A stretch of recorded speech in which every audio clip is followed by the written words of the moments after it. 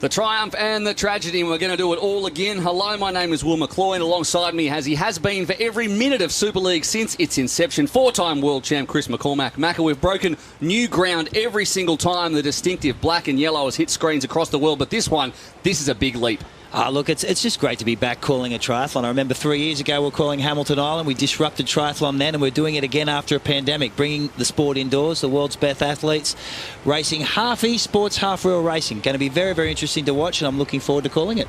Yeah, there's pushing the envelope, and then there's completely throwing the envelope out the window, and that's what we're going to do over the next couple of hours. Let's have a look at the format of what you can expect. Only a couple of minutes now until the women's racing gets underway, and this is what they're going to take on. It's our triple mix format, a little bit different though. We start with a 200-metre pool swim, a 4-kilometre bike, and a 1-kilometre run. Those two will be in the world of Zwift on a stationary turbo trainer, and then a curved air runner treadmill.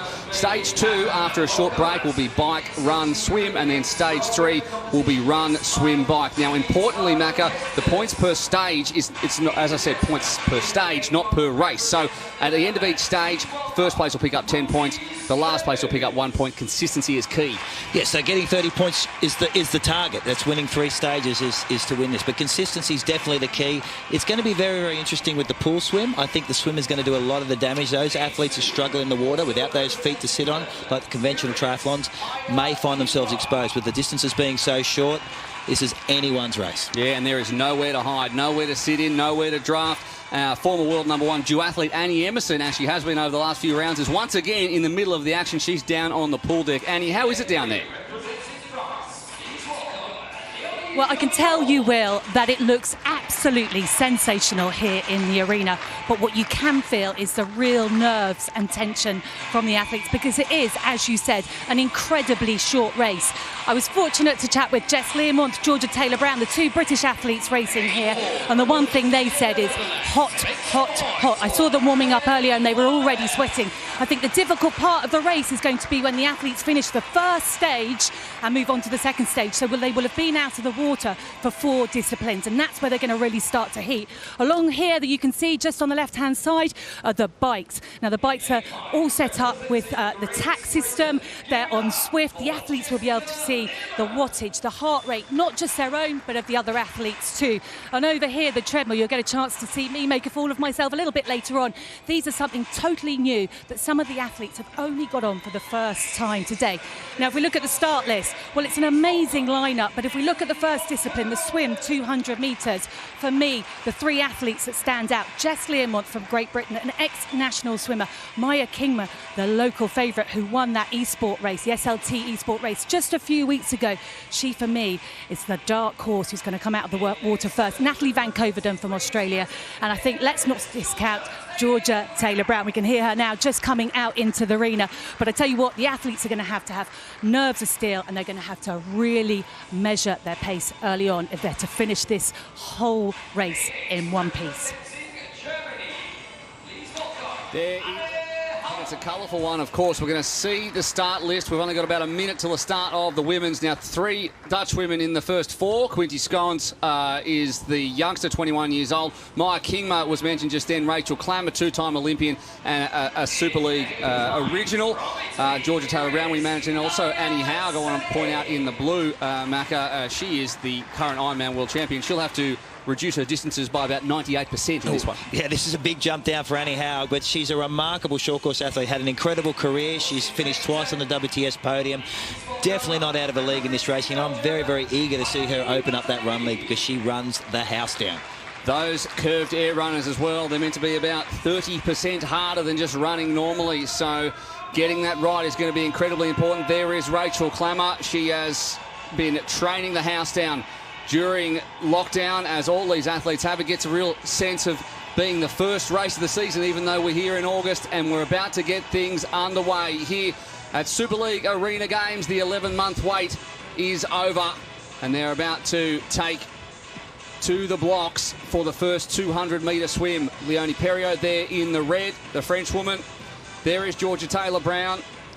In the pink as well is Nat Van Coverdon, who came in late. She's the sole Southern Hemisphere representative. There is Perriot, though, the 26-year-old. And part of that French mixed team relay team that is so, so good. European champions. And they're into the water, and a great start close on from Quinty Scones, and we get started with a 200-metre pool swim. Such a different vibe to what we usually see when the buzzer goes off in Super League. Oh, without a question. And getting a big start here is important. The pool swimming is critical, getting off those starts and the big turns. So we're not going to get a time. We'll get this 50-metre time, and then we'll get a time after 150. So it'll be interesting to see how quick the women go out, because this is going to set the entire first stage up for them. Just past the first yellow lane there. That is lane 5, and that means that's Jess Learmonth, who is in a three-way tie at 28 seconds for the first 50 with Valerie Barthelemy, who we haven't mentioned, and Maya Kingma as well. Now, Valerie Barthelemy is the Belgian national sprint and Olympic distance champion from last year. She went to the University of Michigan for swimming. We know she's a great swimmer. Also close to the screen in the orange there, that's Maya Kingma, but in lane 5, that is Jess Learmonth, who came in late on this one as well. She comes from a swim background too, and it's showing right now as they head up to the 100. Her and Georgia Taylor-Brown, magnificent swimmers, but already at 4 seconds back, Annie Haug after the first 50. That's giving up a lot of time off that fast start. But Jess Learmonth is used to being off to the front. She's used to setting a big tempo, very, very good in the water, and very, very strong on the bike. And we expected this. We talked about it earlier. Her and GTB, Georgia Taylor-Brown, really doing some damage in this first stage. So in the middle there, that is Jess Learmonth. Close to us in the orange, that's Maya Kingma, who is at home here in Holland. And in the far lane, lane 10, is Barthelemy, who only turned pro 3 years ago, and she's going to turn for the 150 in just a second. We'll get the splits, but it looks like Learmonth first. No, actually Barthelemy first, and I think we've lost Learmonth there on the timing, but at the moment Barthelemy at 1:38. Georgia Taylor-Brown a second back. Ilaria Zane 3 seconds all the way back to Annie Haug, but Learmonth is there as well. I don't think her timing has come up there, so it's definitely 3 or 4 really, really close, separated by a second only, and there is Learmonth in the middle of our screen. Well, that top 5 is split by really 3 seconds, because definitely Jess Learmonth is right in there, and you'll see that as they press. They're going to come out of the water here. They're going to press a yellow buzzer to lock out that 200 swim split before they move across to the bikes. All right, hitting Jess the buzzer first. there is Quinty Scones there in the white from the Netherlands, a 21-year-old rising star, and they come around behind the bikes and jump on for 4 kilometres in Zwift, and this is where we are breaking new ground. There's Scones looking to get on. We've got to see whether they pull on the running shoes or whether they go to clip in. Jess Learmonth will be very, very comfortable here. She's used to setting a tempo on the swim, used to going off the front of the bike. Quick transitions are imperative, but Jess is very, very, very strong on the bike. Her 5-minute power, which is this is all about, is about 5.3 watts per kilo. So she is one of the top women with her power numbers, and she'll be very, very comfortable on this bike. Out the front there and looking all by herself is Valerie Barthelemy, as I said, national sprint and Olympic distance champion, and she has gapped them by getting on the bike very, very quick. And I think that Quinty Scones missed a trick there by being a little slower in transition and missing the push off the front. Now in Zwift, drafting is enabled, so being able to find yourself in a little group there will be very, very useful. Jess Learmonth now, though, right off the front. So she's joined our timing once again. You can see Jess there in the Crit City course is about, what do you say, 30 virtual metres ahead. 2.8 seconds is to Barthelemy. Georgia Taylor-Brown is a further 6 seconds back. Ilaria Zane, Maya Kingma are together. That's a group of 3 right there, so that will help them if they can stick together, but they're still putting out around 4.5 watts a kilogram, which is very, very good in the world of Zwift. Van Koveren, Scones obviously had a difficult transition. She's gone back 11 seconds. Van Koveren, Perio, and Annie Haug is off the back at the moment, the world champion. Well, we semi-expected that as an Iron Woman athlete, so Annie's struggling with that first swim, but she is very, very strong on the bike, very, very strong on the run. She tends to move through on that run, but it's Jess Learmonth off the front still. And the drafting does work in this world. It's twice the drafting, weren't we saying? It's double the drafting compared to a conventional Zwift race. So it is equivalent to real-life racing. So getting a wheel and working together is possible. Yeah, drafting, it does give you an advantage in a normal Zwift race. This is double draft to make it more in line, as you say, with real-life racing. Well, it's not exactly double, because drafting is a cubic function, not a normal mathematical function. But tactics and race savvy is very, very important. At the moment, Learmonth out the front by 5.6 seconds from Barthelemy, who we are still following there, and she's looking very, very focused. Not the pain face that we usually see. Oh, there it is. It's come up.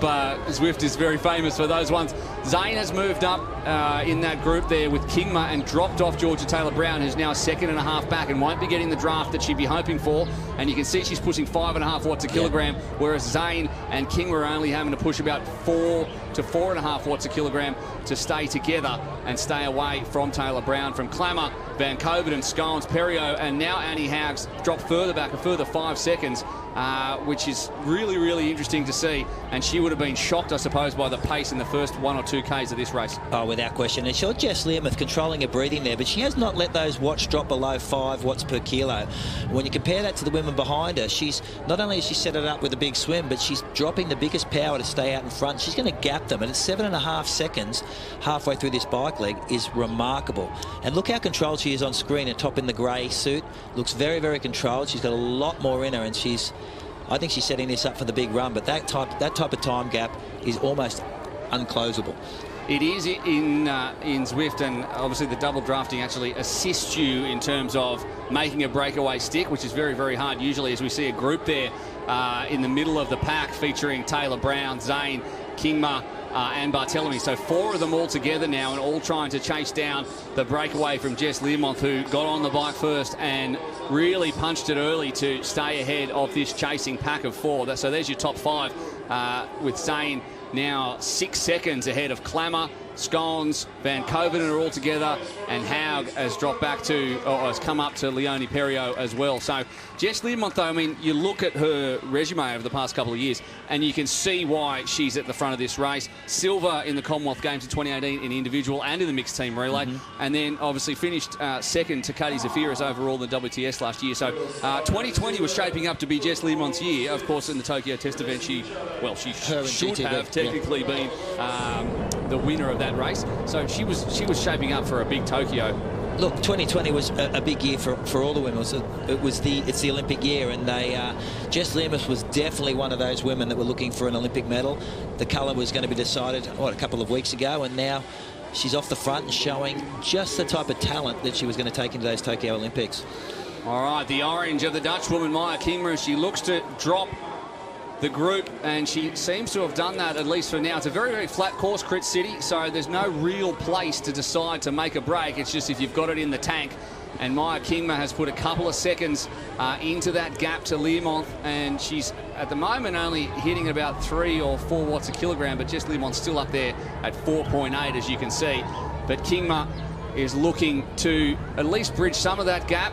Learmonth has responded now, and maybe that group's going to catch up to her again. But it's a little attack there from the Dutch woman. It was definitely an attempt to break that pack up, and we saw Maya Kingma when we did the Super League SLT Series racing on Zwift. She won that overall race, so she has a lot of bike power, and she was very much used to these quick jumps and trying to pull these packs apart. She tried to make a move, and Georgia Taylor-Brown closed that down to keep that group together. But we've seen in Zwift racing that the groups can work and move faster than the individuals, so that group should try and make some inroad onto Jess Learmonth as she fatigues, or if she fatigues. This is it. She's off the bike, Jess Learmonth. She's gone under the banner in Zwift. She's looking to hop off the bike and make the quick transition. She did use the bike shoes, so she's got to put her runners on this time, and she's going to head over to the curved runner, as opposed to Barthelemy, who's put her shoes on at the other end. So there's a little bit of foxing going on here, and Barthelemy gets on and starts her curved runner, and off she goes in the world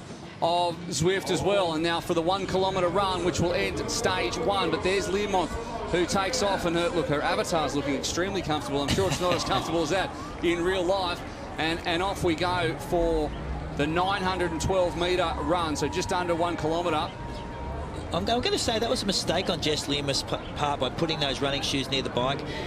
So I think we saw that with Kingma, and we saw that with Barthelemy. They put their running shoes over near the running treadmills. The transition was much quicker, and they halved that gap that Jess Learmonth had pulled apart on that bike ride. So transitions are critical in this style of racing, and we saw that right there and then. Well, I think when you hop off the bike like that, it's a little bit more difficult to get the shoes on quickly. At least you can run the 25 metres to the runner and get a little bit of a feeling back in your legs before you put the runners on. Oh, without question. If you want to know how difficult it is, it's running on one of these treadmills. These are very, very tough indeed. They're they're a manual treadmill, you have to get them up to pace. They're slightly curved. Your heart rate's up about 20 to 25% higher on one of these than normal running, so it's a very, very difficult thing to do. It's about rhythm running, it's about shortening your stride to get the machine up to pace and then opening that stride up to hold that pace. Very tough indeed. We saw the gap and we can see it right there between first and second, so Jess Learmonth has a hand on 10 points to take the first stage here and put herself in good position. Maya Kingma is now dropping back. She was 4 seconds back, now she's over 7 seconds back. She'll be looking at the data on her screen because she'll be able to see those splits just like we can, and she'll be able to see that she's got 5 seconds on that chasing pack behind her, and she's only going to concede 1 point. So it's probably useful for her to put a few matches back in the box. Don't burn them all right now because there's only going to be a very short break with the second stage to start in exactly 5 minutes from now. They've still got to run another 500 metres. So managing it through and being the consistent athlete is key, as opposed to Taylor Brown, Zane, Barthélemy, Klamer and Van Coverdon, who are all fighting for those 5 points in between them. That's going to be difficult. Without question. Kingma and Learmonth now can really look what's going on, look at the other women around them. Exactly what you said. We'll take that time and make sure you're getting through this first stage as easy as possible. The winner is the person that delivers the most points over the 3 stages. So winning by 11 or 12 seconds is irrelevant when there's only 1 point different. But if you're Ilaria Zani, if you're Georgia Taylor-Brown, if you're Rachel Klamer, you don't have that luxury right now. You're looking at what those women around you are doing because points matter. 300 metres to go, and Kingma is now just 2 seconds behind the chasers in Georgia Taylor-Brown, who actually has a very, very strong run, and so does Rachel Klamer. She's actually on paper 3 to 5 seconds quicker of a runner than anybody else in this field. At the moment, she's sitting in there in 5th position, but you'd think that there's going to be a little sprint on between Taylor-Brown, Klamer, and Van Coverdon, who's a fantastic runner as well, as is Zane. I mean, they all are. Yeah. But at the moment, they could catch Kingma, but they will not catch Jess Learmonth, who is well over and almost at 16 kilometres an hour, and she's looking, as you said before, quite comfortable doing it. Yeah, and Van Coverdon is the big mover on this run leg. She's come through from 7th place, run all the way, run herself up into 4th, and she's challenging Georgia Taylor-Brown for that 3rd position. And it's going to be very, very difficult for them to close down on Kingma at 4 seconds, but you never know. She's coming in now, Georgia Taylor-Brown. She's renowned for the big run off a hard swimming bike, and she's not going to make it though. There's only 34 metres left. Metres to go for Learmonth, who will take. Looks like she's jogging. Who will take it there? Jess Learmonth takes the first stage and picks up 10 points. There is Georgia Taylor-Brown looking to run down with Van Coverdon behind her. And Van Coverdon behind her. If we can get back to Swift, we'll see who comes across the line. There is Klamer in real life. There's Leonie Perriot. Kingma's just finished, and she looks absolutely gassed. That was a big, big one. She manages to smile, though. There's Leonie Perriot, who'll come in 36 seconds back in 8th position. Quinty Scones has found the going very, very tough, as has Annie Howe. Yeah. There you go. That was Jess Learmonth. What a performance by Jess Learmonth. She set that up in the swim. We called it before the race. She's used to going off the front, a magnificent bike ride, and delivered with a very, very strong run, a flawless performance. 2.5 minutes to go until the next stage. So some points have been awarded. There's still 20 on the line. Georgia Taylor-Brown, the consummate professional, is looking at getting ready to go again. And there is your stage leader. Ilaria Zane didn't really figure as we hoped that she would. There is Annie Haug, who was looking around at the field, disappearing ahead of her.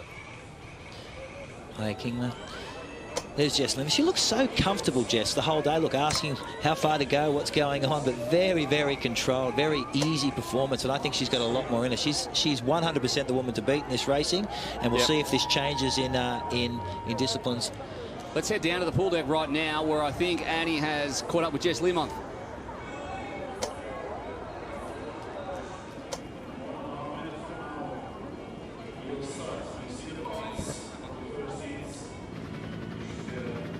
Where the next discipline is. Jess, just a quick word.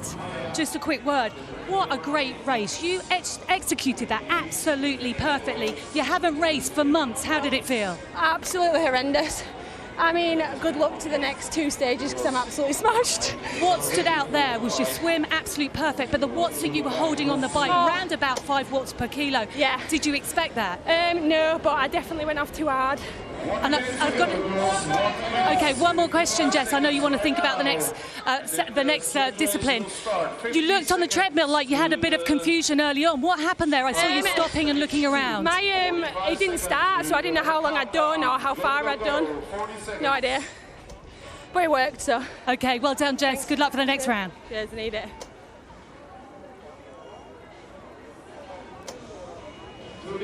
Let's have a look now at the results as they stand after stage one, and it was Jess Learmonth who was far too good for the rest of them despite having some technical issues ahead of Maya Kingma and then the chasing pack as well as we get set for stage two.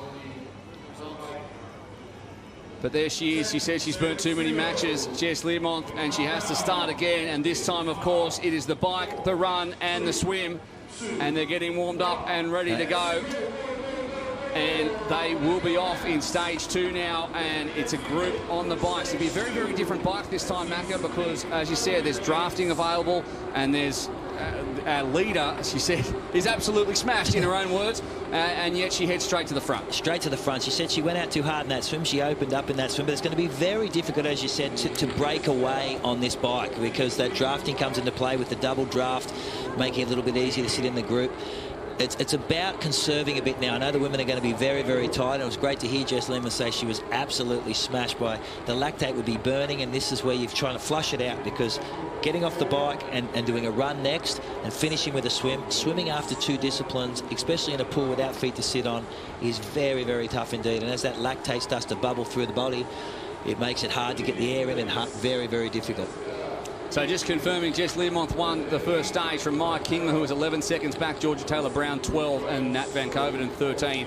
Klamer was 17, so she dropped off the back of that group, as did Valerie Barthelemy, 18 seconds back. So that's your top five when it comes down to the points. But right now we move on to the second stage, and Georgia Taylor-Brown, Leonie Perrier and Maya Kingma are at the front of this group, but they're all going to sit in and just try and recover somewhat over the course of this 4 kilometres because there is plenty of racing to go. We see, if you're not used to Zwift, look who's on the front. Annie Howe, the Ironman World Champion. The first time we've ever had an Ironman World Champion leading a Super League race. And Annie's done it. She's got a lot of work to do. She's finished 10th in that last stage. And I think with the bike and run to set this one up, she should do a lot better in this format. Yeah, that's exactly right. Bike, then run, and then we finish with the swim. So it's all going to be about who hits that yellow button first. And there is our stage one winner. She's sitting on 10 points at the moment.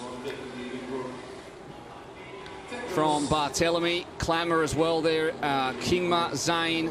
They're all very, very close to each other. And that draft at the back, for those smarter races, will be very, very important to be able to conserve a little bit. And you can see that maybe a few of them are not thinking too much about that, whereas Georgia Taylor-Brown in the yellow is sitting right at the back of the pack. She's giving nothing away, but she's doing the least amount of work. Despite the fact that she's still pushing 4 watts a kilogram, she's got the most draft out of everyone. Yeah, look, that's the place to be, especially in these early stages of the bike.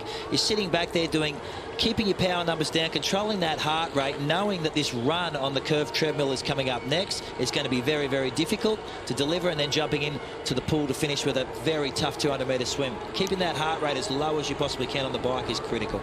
All of them taking turns at the front, not working together at all because there is really no reason to other than to try and sit in. Barthelemy now off the front, Perrier, Klamer, and you can see how many watts they're pushing. That's the view that each of them have, and that's the view from Jess Learmonth, Rachel Klamer in the green next to her. She looks very controlled, Jess, doesn't she? In the first race, she said she was tired coming into this one. She went out too hard in that stage one, but doesn't look very tired there. Control, breathing's under control, heart rate looks great. She doesn't look to be stressed. There's something to be said for that, keeping the stress on the inside when it comes to the other athletes, as we saw Annie Howe do. Just have a little look at what everyone else is doing in the group. If you look like you're not struggling, that's a mental point for you when other people are checking you out. There's Georgia Taylor-Brown, 3rd overall in the WTS series last year, which makes her the 3rd best Olympic distance triathlete in the world, a standout even amongst that great group of Team GB women. And she will be a force to be reckoned with in Tokyo and beyond, you would think. In the pink, Van Kovenen, the sole representative of the Southern Hemisphere. happened to be in Europe. Yeah, the Australian. She got a pass out of Australia, flew up for the Super League race, do some training. Everyone else, of course, from continental Europe or Great Britain. We have one in the men's that's coming up later, Richard Murray of South Africa. He was in the Netherlands as he got married to Rachel Klamer there in the green back in March. And they've been training just not too far from where this is taking place. Obviously not Prit City in Zwift, but actually the Netherlands. As Taylor Brown takes a turn on the front. Only 900, 800 metres now to go, and we haven't dropped a rider in this one. And as you say, Annie Haug is more important for her than just about anyone else. And she's sitting off the back now, getting ready to make that transition and get onto those curved runners. For some of these athletes, that 900 or that kilometre, there is Annie Haug right there, was the first time they've been on a curved runner, or they would have had a look at it earlier this morning. Yeah. But some of them have taken the time to get on one in training, and it looks like it's helped them a lot. Yeah, without question. If you've been following the social media channels of Rachel Klamer and Richard Murray in particular, they've been training a lot on the curved runners, getting used to that. But the one interesting thing to note here on the women's side is the watts per kilo are a lot lower in this race than they were in the first one, about 1 watt per kilo lower. So that's either an element of fatigue or a lot more tactics going into play. But coming in with 250 metres to go before they get off the bike, we saw transitions are critical. Getting off this bike onto this run could open this race right up. So watch for fast movements through transition. Of course, they will have had to make sure that they have the runners where they need them, because runners have moved from one transition box to another during the previous race. So let's see who's organised. They can, of course, run with bare feet if they really need to, as they head up towards the finish. And off they get. The runners come on. That is Barthélemy closest to us.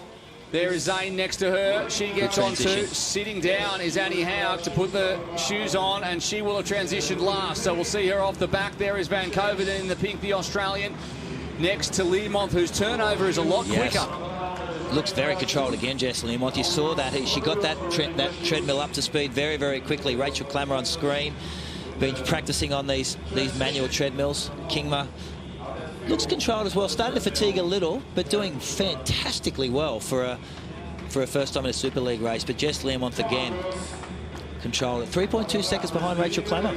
So Klamer's had an absolutely outstanding transition there to come in. They all came in together, and yet Rachel Klamer opened up 3.5 seconds, which has been slowly eaten into by Jess Learmonth, and then further back Maya Kingma. So they do the 1 kilometre here, and then they try and swim it home. And there is Rachel Klamer in front. There is Jess Learmonth in the grey behind her, and then a big group. Back from them is Van Coverdon, Kingma, Barthélemy, Taylor Brown, and Zane. A further second back to Perriot. And then Scones and Annie Haug again, who pretty much you could write off for any chance of figuring in the points at the pointy end of this one. Learmonth's moved right up onto Klamer. And Klamer needed that margin of area. When you've got Jess Learmonth behind you, who's the best swimmer, we saw that in stage 1. She was the fastest in the pool. She got a great start. You need that margin of error going into this pool. And now, when you see Jess Learmonth go past you and you're Rachel Klamer, and you don't have those feet to jump on like a conventional triathlon, that spells danger. And Natalie Van Coverdon, again, moving up through this run section and putting herself in a good position. I think Van Coverdon's every chance of catching Klamer in this one if she can really push it. There's still 550 metres to go. But let's not forget Rachel Klamer is 4 points down, having finished in 4th position in the last stage to Learmonth. So Learmonth is going to, if it stays this way, extend her lead significantly going into the final stage. Klamer now 2 seconds back, Van Coverdon 2 seconds behind her, and then there's a little bit of daylight. Well, it's now gone out, 2 seconds behind her, and then another 2 seconds back to Georgia Taylor Brown and Valerie Barthélemy, who is making a great showing of herself amongst a group of long-time professional athletes, considering she only turned pro 3 years ago. She was an engineer before that. And as I said, coming from a swimming background, you'd hope she swims herself into a nice position at the end of this stage and has a nice haul of points as well. Van Coverdon moving up on Klamer at the moment. You see that in the back of the screen. And if you're Van Coverdon, she's a very, very good swimmer. You got Georgia Taylor Brown at 3 seconds behind you, who's a magnificent swimmer. So you start looking at the athletes around you thinking, you know what, I could put myself just off Jess Learmonth here. I've had a great first stage, and suddenly on the points, she could be moving right up this list to finish second overall. So this is a very, very important run for Natalie Van Coverdon. And she's another one who comes from a swimming background as well. She also did some cross-country before she arrived in triathlon. She's on 7 points overall now too. So she again could, if she picks up the 9 here, she's currently in second position, is putting herself in touch of a podium. Yeah. There's no doubt about that. It's Georgia Taylor-Brown and Bartholomew that I think are the big swimmers that could potentially close that gap. So you need to look at that time split and the transition between this run and swim to make sure she can establish that break, and it's enough of a margin of error to nullify those swim differences. Yeah, Georgia Taylor-Brown is the one who is starting. Well, Rachel Klamer, I should be saying, is the one who you really think had the run legs, but she's been showing up a little bit in this one by Van Coverdon. Now Taylor-Brown has taken Klamer and has moved into the pocket behind Van Coverdon, and they're putting some time into the rest of them. But those top 4 are streets ahead of everyone else as over into the line they come, and Klamer is now right behind Jess Learmonth, and they've got to go clockwise around the pool, so around they come, past those who are lucky enough to get the golden ticket to come in, which is not that many people. Thanks very much to COVID-19. Keeps kicking goals for all of us around the world. There is Kingma, who's back, so she'll drop down through the places if she can't have a huge swim. And arriving and putting on the swimming goggles and the cap is Rachel Klamer. This is critical. Transition here, critical, quick start. Gets it right. They're both in together, so in the middle of the pool, Learmonth and Klamer. Really love the swimming style of Jess Learmonth. She's such a strong athlete. Klamer looks like she's doing it more easy. She's got that more easy stroke. And the two of them are absolutely flying down the middle of the pool here at the Zwem Centrum in Feyenoord in Rotterdam. As other athletes still pass. That must be heartbreaking coming around the pool and watching the others 50 metres ahead of you. Learmonth breathing to her right, checking where Rachel Klamer is, just having an eye and knowing what's going on. So that swimming expertise or that swimming experience you have is knowing exactly where you are in the race by glancing through the lanes and seeing her across. But it was Rachel Klamer in second and just starting to open up with that high rating. Very, very nice swim stroke. She's very good off the walls. These tumble turns are incredible, and it's another comfortable swim for Jess Learmonth. It certainly is. 2 seconds back, Klamer. 7 to Van Coverdon, and then Bartholomew and Taylor-Brown both 10 seconds back, and then a big gap back to the rest of the field. But it's Georgia Taylor-Brown who really needs to work this swim at 3 seconds behind Van Coverdon. She needs those points. It's 200-metre swimming. Georgia Taylor-Brown, a magnificent swimmer, second out of the water in stage 1. Van Coverdon, a magnificent swimmer in her own right as well. But that's the damage racing right in the middle. Those women there are chasing those critical points in stage 2. It'll make stage 3 a little bit easier for them in the points chase. So 5 at the top and 5 at the back. Skuins all the way back at 46 seconds back, and Leonie Perriot finding the going tough as well. Annie Haug has had a monster bike ride to move herself, a monster run, sorry, to move herself back into contention in the middle of the field. There is Klamer heading up to the 150 mark. Make the turn, 50 to go. Unfortunately for Annie Haug, she's got Kingma in the chase, who's a fantastic swimmer and may close that gap. Annie Haug finishing 10th in that last stage, needs as many points as she gets, so she can hold that 6th place finish. That'll be valuable points for her. So we're having some issues with the timing there, you can see. Not updating quite as well as we would have hoped, but Learmonth is leading the way. Here she comes. She'll hit the yellow buzzer now, and that'll be the finish time. Boom. She hits the button, and Jess Learmonth has taken a perfect 20 from 20 points. Rachel Klamer is in a race with Van Coverdon for the next lot. Bartholomew, a fantastic swim to come over the top of Natalie Van Coverdon, who finished 4th. Swim. That's what Georgia Taylor-Brown needed to do, and it's Bartholomew that did it. Swam over the top of that swim in the last 100 metres of that pool. Incredible. With Kingma coming over the top of Annie Haug. So we do not have long at all until the start of stage 3, and that is where this one is going to be won. But right now, that is the woman in the box seat. There is Van Coverdon, who is figuring very strongly in this one. Ended up just 1 second out of second position in that one, so she dropped a couple of points late on. Kingma found it a little bit difficult. A couple of minutes now until the start of stage 3. But Jess Learmonth just so impressive in this one. She wasn't in the original start list and then came in a little bit later on and has dominated proceedings. And she hits the button and knows that she is in the box seat to win the very first Super League Triathlon Arena Games event. And we hope there will be plenty more of these as the years progress. Starting with the run now in the next stage. So it'll be interesting to see what the women do between stages. I know it's a short time period between the stage starts, but running that lactate out will be imperative in this last one, starting with the run. Yeah, starting with the run, then into the pool, and we're going to finish on the bike. So there's going to be no sitting in the bunch for the last one. And here is the stage 2 results officially. Learmonth from Klamer. Barthélemy swam over the top of Van Coverdon. Taylor Brown rounds out the top 5. There was big gaps back to Zane. And then Haug, Leonie Perriot, Maya Kingma, and Quinty Scoons, the 21-year-old rising star. And she found the going very tough. She finished about 50 seconds back. So Learmonth takes the perfect 20 from 20. Can she go 3 in a row? The way she's looking, it's going to be very, very difficult to unhinge her. But this is the race that I think we could see Annie Haug do something special. She's a magnificent runner. She can work that treadmill. We saw her move up on the run in that second stage. I'd love to see her dive in the water, getting in with Jess Learmonth, and seeing what she can do in the water and staying close to the bike. But setting it up on that bike as you go into that last discipline on the bike will be critical.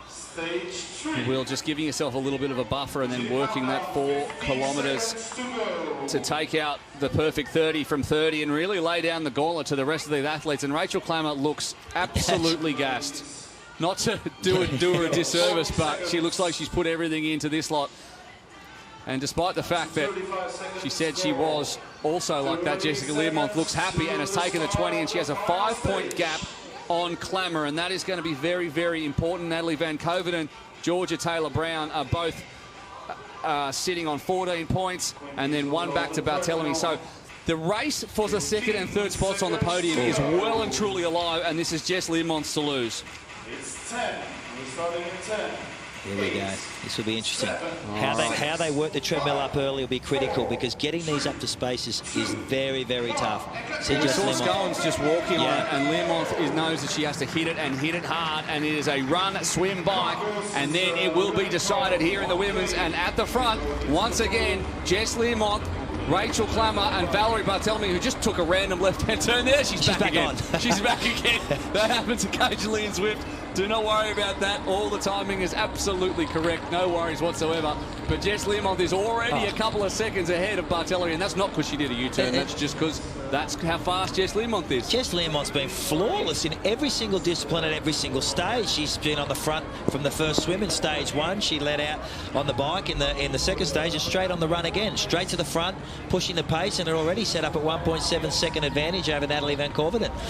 When you look at those times, already 9 seconds, they've gone 200 metres. It's a 9-second gap. It's just about being prepared mentally for when the start of the stage begins. And to be absolutely fair, Jess Learmonth had a much bigger rest than the athletes at the back end, because it started when it started.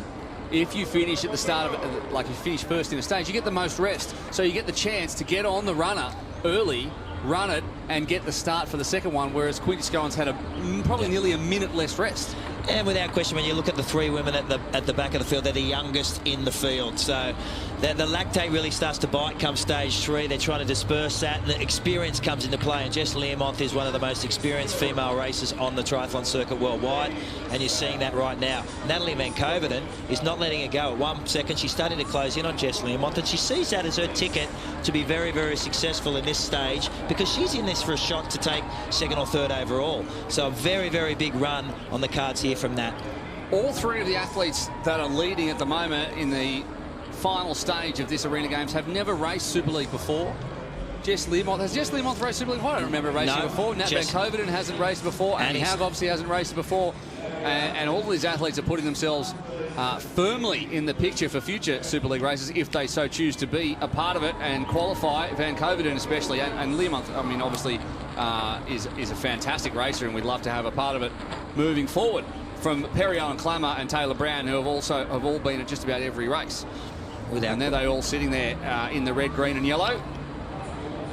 Leonie letting that little gap open to Annie Haug. She needs to close that up if she can. Leonie's known for her running in our Super League races. Georgia Taylor Brown just sort of sitting off the back of Leonie Perriot there, thinking that could be the ticket to the front. But when you start to let 4 or 5 seconds open up with a swim coming up next, you better have some big swim arsenal in your swim bag, because you need to close those gaps in the pool, either through quick transitions or through just sheer power in the pool.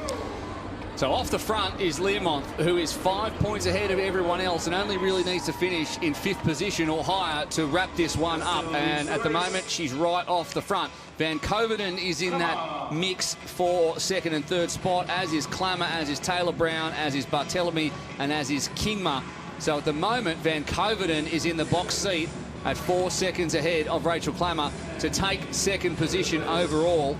She's on 14 points and Klamer on 15, and they're all 5 points behind Jess Learmonth, who is going to sweep this if it continues in the same vein. And at the back, Kingma, Zane, Scones. Well, Scones is finding that they're going a little tough. Zane, I keep saying Zane, it's Zane. I keep saying Zane, I keep saying Zane every time. But Ilaria Zane is in 9th position from Kingma, and Barthelemy needs to really get the skates on if she's going to figure on the podium. Barthelemy's a big swimmer. We saw that in stage 2. She swam through. She's an ex-Michigan. She's an ex-swimmer from university, a fantastic in the pool. And I think at those sort of distances, she could swim herself up into that top 3. Looked like Howard was off the fronts first. They're going to have to take the long way around the pool. And there is the Ironman world champion, ran a 2:51 marathon to run from behind Lucy Charles-Barclay last year in Kona to win the whole thing. Barthelemy behind her. There is Jess Learmonth, your leader, and Van Coverdon in the pink behind her. And they're going to head into the water and finish on the bike. And unfortunately, they've got to put on the wet swim cap. They've got to put on the goggles. They can't carry anything unlike in other races, and that was great, wasn't it? Great dive. Big. Look at her rating. She's still very fresh, very strong. Jess Learmonth's going to open up. That is unbelievable. That is a 20-metre gap, and they all arrived basically at the same time, and that transition has opened up and pretty much set it up for Jess Learmonth. And her transitions really, I mean, she's strong, but her transitions have all been perfect, and that has seen her gap the field at each opportunity. She's been flawless across all disciplines, transitions included. You watch her come off this turn. She stays deep.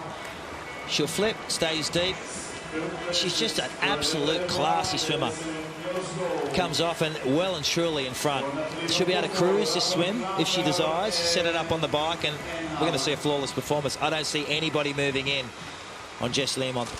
Barthelemy has been outstanding. There's no question about that. Taylor Brown has had a good start to this swim. Van Coverdon is in that fight with those 3 from 2nd to 4th are all looking for the silver medal here in this race.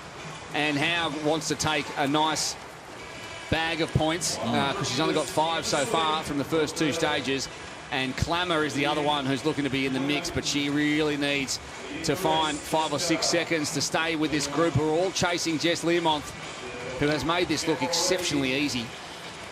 With a bike finish, you got the drafting on the bike, so you start to look around and see who's with you at 5, 7, and 9 seconds, with Howard at 9, at Klamer at 10 seconds back, Van Coverdon at 9 seconds. That's a nice little group, so it's important in this next 100 of the pool that you don't get dislodged from that group of swimmers. It absolutely is when you consider that, as we said, Barthelemy, Taylor Brown, Van Coverdon and Klamer are all the ones fighting for 2nd and 3rd spot behind Learmonth. If Learmonth, in fact, does win this thing, which we think she will, she only needs to finish 5th or better. But having said that, if that group of 4 using double draft can stick together and work together, that doesn't mean that they can't take down Jess Learmonth and relegate her to 5th behind that group and win this thing. It's still possible to do if they can work together, but you'd be surprised if they can do that. I could still win the Hawaiian Ironman. Well, it's not going to happen. She's way too strong. It's not. You're eating too much chocolate. Exactly. She's way too strong, and she just has not faltered one bit across the 3 stages. In remarkable form, there she is after 200, and this gap will be big. She's going to jump onto the bike, and it's good night. It's over. You would think so. She has put an extra couple of seconds in that last 50 into the chasing pack. Barthelemy, Taylor Brown, Van Coverdon and Klamer are now all a couple of seconds apart from each other. It'll change when they get onto the bike. But there she goes. She's off and back into the world of Zwift. Jess Learmonth, 20 points from a possible 20 points. And now she's got 16 seconds she can lose in this 4 kilometres and still win the whole thing. But she's going to go ahead and take all 30 points, you would have thought. There she is in the grey. And it is certainly her day today, there's no question. And it's a funny feeling, this one, having the first race of the season for a lot of these athletes. There's been a couple of other races around the world, but essentially the first race of the season to be this far down the line. You've got a real range of fitness levels, of you know, how finely tuned they are race-wise. And we're really seeing that here. Well, it's like the first race of the season. It's in boxing, they call it ring rush. You're coming in, you've been training well, you've been preparing well, but that first race always bites. The lactate just feels a little bit harder than it does later in the season. So Jess has been remarkable. But who we want to look at is Natalie Van Coveren and Rachel Klamer, who are literally tied on points. Rachel Klamer's on 15 points, Natalie Van Coveren on 14 with Georgia Taylor-Brown. So that's the battle for the podium. And Georgia Taylor-Brown's put herself in second position now with Van Coveren at 3 seconds back. Barthelomy's right there with Annie Haug. Klamer is a lot further back than she needs to be at 21 seconds. She's still in that group, but she has to make sure she stays in that group, stays around Georgia Taylor-Brown, Natalie Van Coveren. And Learmont's numbers are far and away the highest out of everyone. She's increased the gap from 7 seconds out of the pool to 14 seconds. And she's 1 watt per kilo stronger on the bike if you look at those numbers. Only Georgia Taylor-Brown getting up above those 5s. Yeah, and she needs to stay herself 3 seconds ahead. And we'll try and do the maths as we go along, but with 2.8 kilometres to go, we know that Jess Learmont is going to win this thing. Oh, there's Van Coven's closed the gap to Georgia Taylor-Brown, and they're even. So that group's come back together. So Georgia Taylor-Brown and Natalie Van Coveren are locked on points. It's Rachel Klamer who's sitting above them in second position overall. So the race is between Georgia Taylor-Brown and Natalie Van Coveren in this sprint finish off the bike. And Rachel Klamer has to make sure that she is in front of at least one of them. Wow, well, you're better at maths than I am. You just told me you had a degree in accountancy and you need it to work that out. But Taylor-Brown, there she is, 2 seconds ahead, and it's disappearing very quickly as the chasing group finds a little bit of draft as they go through the little up and down S's section of this Crit City course, very much like a real life crit, this one. And she's going to come back to the pack, and it's going to come down to a sprint at the end. She needs to be very careful on how she controls the power output. Whether she positions herself for a sprint, whether she tries to make a jump before the finish again. It's going to be interesting to see what her decision is. Rachel Klamer now in the position she needs to be by closing that gap with the group. The eyes are shut. You're just trying to get it done. You don't need to look where you're going when it steers for you. You've just got to put out the big watts, and that's what Jess Learmont is doing. She's so far ahead of everybody else. There's 1.8 kilometres to go. She'd have to pretty much ride off the course to lose this one. Stranger things have happened. Someone has to go and kick her plug out. That's pretty much the only way she can lose it. As the group of 6 behind her are going to be sprinting their way over the last 1.5 kilometres, and Klamer, Van Coveren, Taylor-Brown and Valerie Barthelemy are all in the mix for second spot. And there is the group. Klamer we're following there in the green. In the yellow, Taylor-Brown. In the red Leonie Perriot is Leonie Perriot as well, who's not going to figure in this finish in terms of podium positions, but she could take second for the stage, of course, as is Anne Haug in the blue. That pink jersey who's we've got to watch is Natalie Van Coveren, and she's looking for a podium finish, and she's right there on points, 1 point behind Rachel Klamer in the green, and equal on points with Georgia Taylor-Brown in the yellow. Right, so Van Coveren and Taylor-Brown need to finish at least a spot to put one cyclist between themselves and Rachel Klamer. And with 1 kilometre to go, you'd think Jess Learmont is nearly at the finish as we follow this chasing pack. Klamer is up in the saddle, pushing 5.1 watts a kilogram. Taylor-Brown's looking a little bit more controlled, pushing 5.8, now 6 watts a kilogram, but Klamer is taking... Look at Klamer on screen. She's having a red-hot dig to get away from this group. She's out of the saddle, pushing hard, but the gaps are being closed. And she's got a 1 point. She's got a 1 point advantage too in terms of coming second, picking up a bit of prize money and taking the silver. She's come back to the pack again though. Taylor-Brown not giving anything away whatsoever. Learmont has got to be just about time to cross the line for her. And there is the view that she has. There is Jess Learmont. She's 600 or less, 500 metres to go in this one. There's no one even anywhere near her. Perriot now is 1 second ahead of Barthelemy, Klamer, Van Coveren, Taylor-Brown and Haug all together. And look at the face on Jess Learmont. She's going to put everything in. She doesn't need to. She's going to hold on. 300 metres to go for Jess Learmont. She's deep in the pain cave. Look at her face. She is not enjoying this one little bit. She's got such a big gap, she can relax, but she refuses to. Just coast to the line, Jess. You don't need to do this to yourself. It's hard to watch, but it's great to watch as well. Still 4.5 watts a kilo, 44 kilometres an hour. And she crosses the line. Jess Learmonth having given everything and winning the first Super League Triathlon Arena Games. We go back to Klamer, Barthélemy, Perriot, Van Covert and Taylor Brown. Who's going to take this one? Barthélemy's in the lead at the moment. Klamer. Van Covert needs to sprint now. She does. There she is in the peak and she pushes up. Perriot's there as well. We go back to Quinty Scollins for some reason. Let's go back to that pack if we can. We need that pack. And see them cross the line.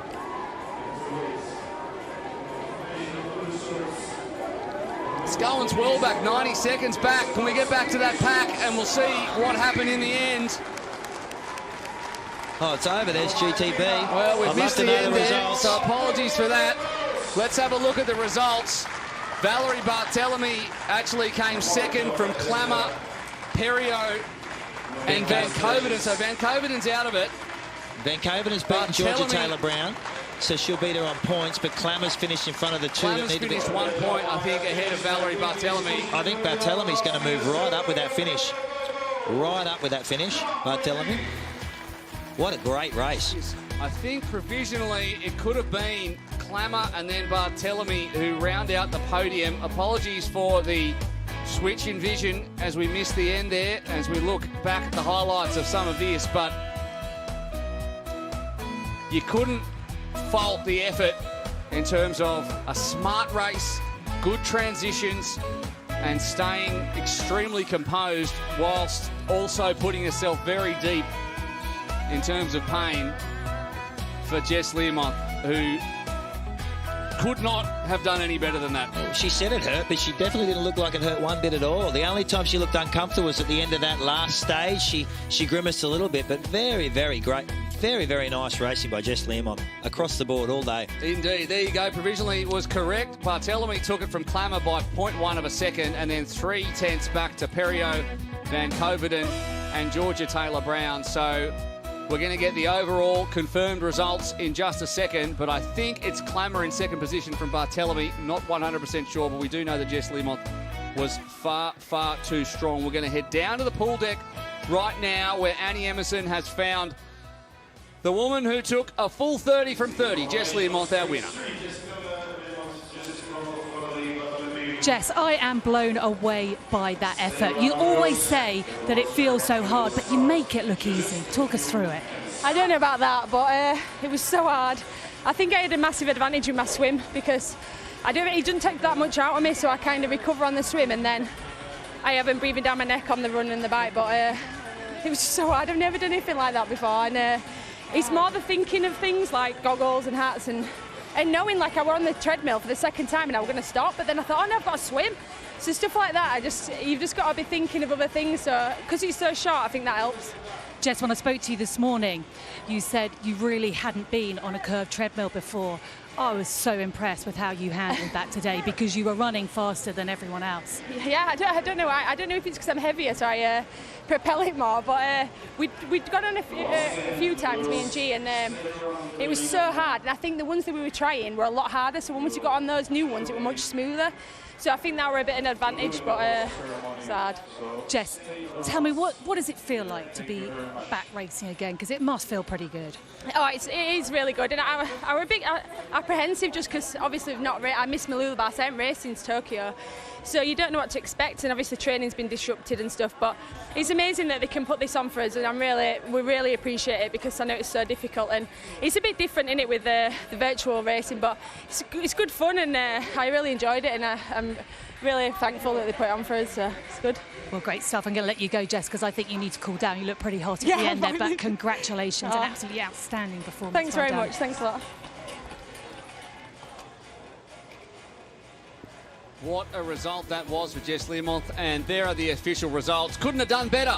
The Brit, after a great couple of years, just tacks on a win in the Arena Games, 30 points from a possible 30. Klamer, as we said, took it by 1 in the end from Barthélemy. Nat Van Covert and finished 4th after some great consistent racing. Georgia Taylor Brown in 5th. Kingma, Perriot, Zane, I've got it right, Zane, not Zane, Annie Haug and Quinty Scollins, who rounds out at 10, and what a bunch of racing that was. It shouldn't be, we haven't mentioned it, but it's 28 degrees Celsius in the pool area, the air temperature, 26 in the pool itself, so there's really no respite at all. Yeah, totally. And if you've been into an indoor pool, you have that chlorine smell. I'm sure it's quite difficult and tough, and you'd be sweating profusely because 26.5 degree pool water coming off a treadmill and an indoor bike.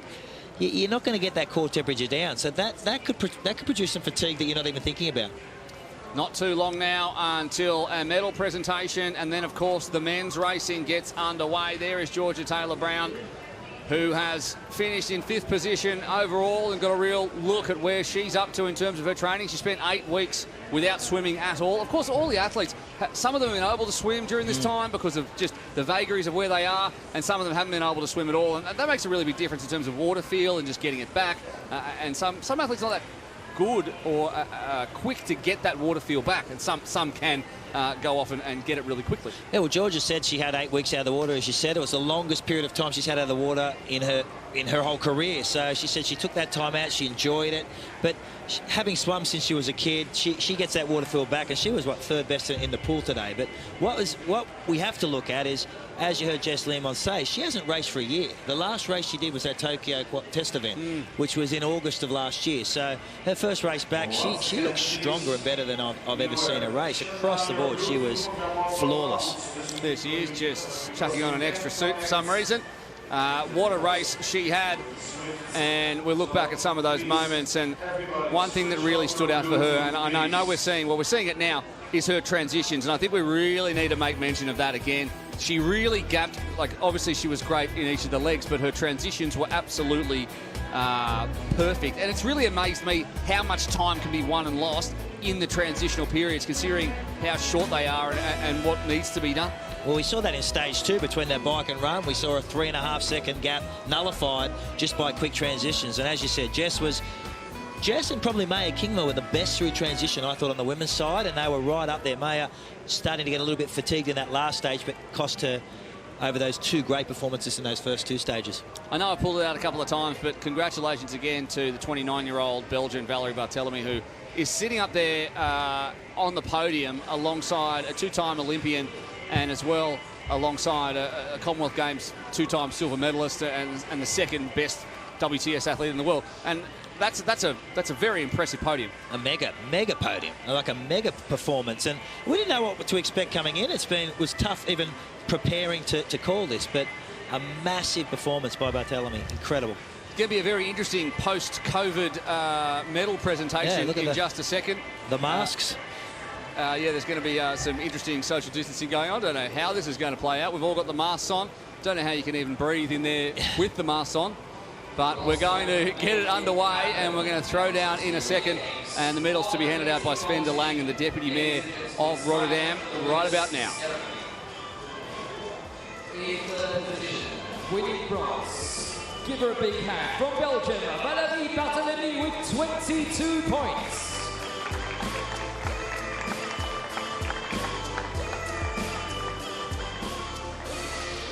The silver medal in this competition goes to Rachel Klamer from the Netherlands, 23 points, and a fantastic silver medal.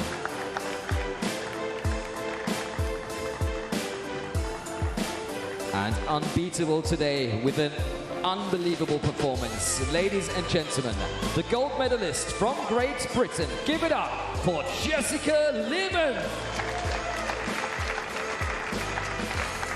30 points to win this amazing competition here in Rotterdam. SLT Arena Games. Wow. Unbelievable. Ladies and gentlemen, one more time, give it up for our champions, Valerie, Rachel, and Jessica.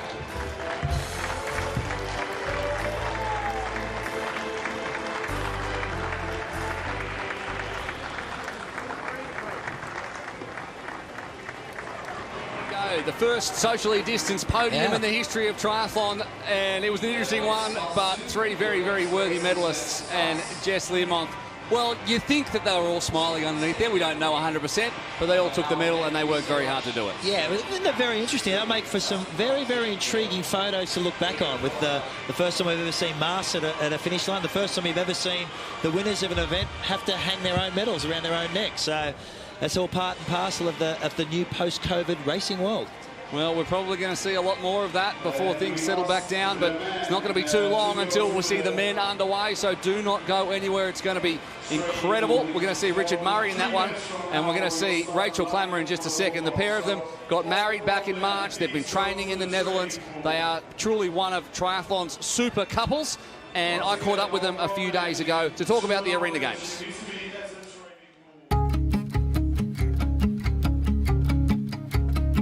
Richard and Rachel, good to see you both again. How have you guys been going in this time of coronavirus? You've been based in Europe for most of the time. Yeah, I came across Europe in about March side, literally just before Corona started to literally take off. And we got here and we managed to get married as well, which was amazing. And we managed to do some training. Luckily, we had some facilities close by where we could swim. And we could generally do most of the things we usually do. So I would say we're in a fortunate position here. Yeah, definitely. I mean, there were a couple of things holding us back from training, and also you don't have a race to look forward to. So it's kind of tough to keep motivated all the time. But yeah, we had all the facilities to do the training. So we've been pretty lucky. I was wondering, did Rich write his own wedding vows? And if so, were they in any way triathlon related? I did write my own wedding vows as well, and I was quite brave, and I said I'd do them in Dutch as well, which was like next level. Tough for me because my Dutch is, I would say, not great is definitely the word. But yeah, there was nothing, well, there were some triathlon related things in it about charging bike computers and the like, but definitely there was some fun stuff thrown in there. Of course, you got to keep it fun, and it was quite an amazing day.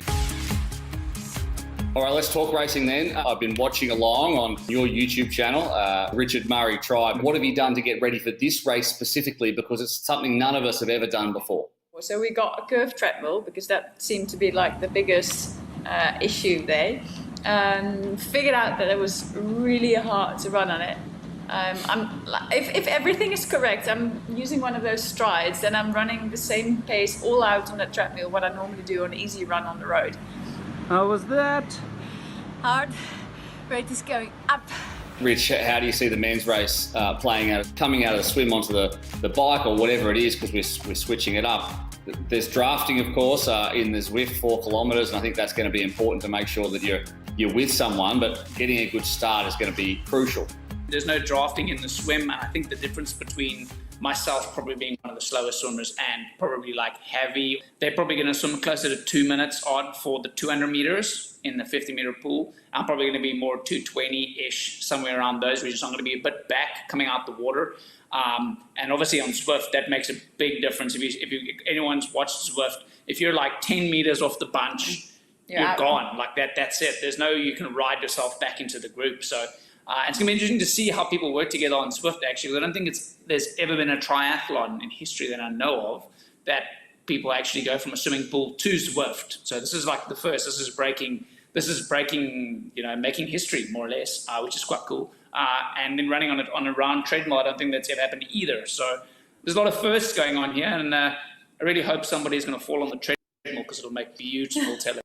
That's for sure. Oh, yeah. Now you're speaking my language, mate. I'm hoping that as well. It's been a lot of wet bodies getting on and off curved runners, and they're very, very hard to make work. One last question I want to ask both of you is transition. I mean, how crucial is getting your transition right? Obviously, getting onto your bike, clipping in properly, getting onto the runner properly. There's so many pitfalls when your heart rate is so high. Hopefully there's not going to be too much slipping going on, because running around the pool apparently in South Africa is illegal to run around. So the carpet burn might be on like an all-time high. I can see everyone coming out with like red pieces, like skin coming off and stuff. I don't know. I think it's going to be quite exciting to see what people do with shoe combinations, or on the bike, or if people bike without shoes on, just barefoot on the bike, or it depends on kind of like what strategy you have. Or people might even swim with their shoes on. We have no idea what's going to happen. That sounds like a great idea to me, swimming with shoes on. Yeah, but if you have those 5-finger shoes that go like just on your toes, you could probably swim with those. That's true. That's So true. it depends on. It's also a lot of things you don't think about, like how you're going to do those tumble turns and how you're going to dive in. It's like swimming. It's like a swimming race. It's not just swimming. It's not like There is snacking. no smashing each other, which is like gonna my be different. favorite part of triathlon. Like, I'm not going to have Bloomy next to me. There's not going to be no fighting, which is going to be a bit different.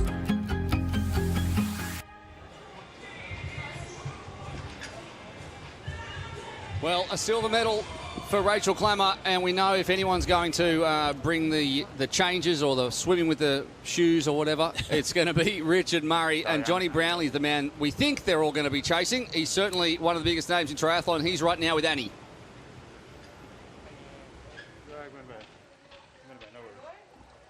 Well, I'm alongside Jonny Brownlee by the training pool I'm alongside Jonny Brownlee just by the training pool. I've just seen you warm up. You've seen the women race. Tell me what your thoughts are. What have you learnt from them?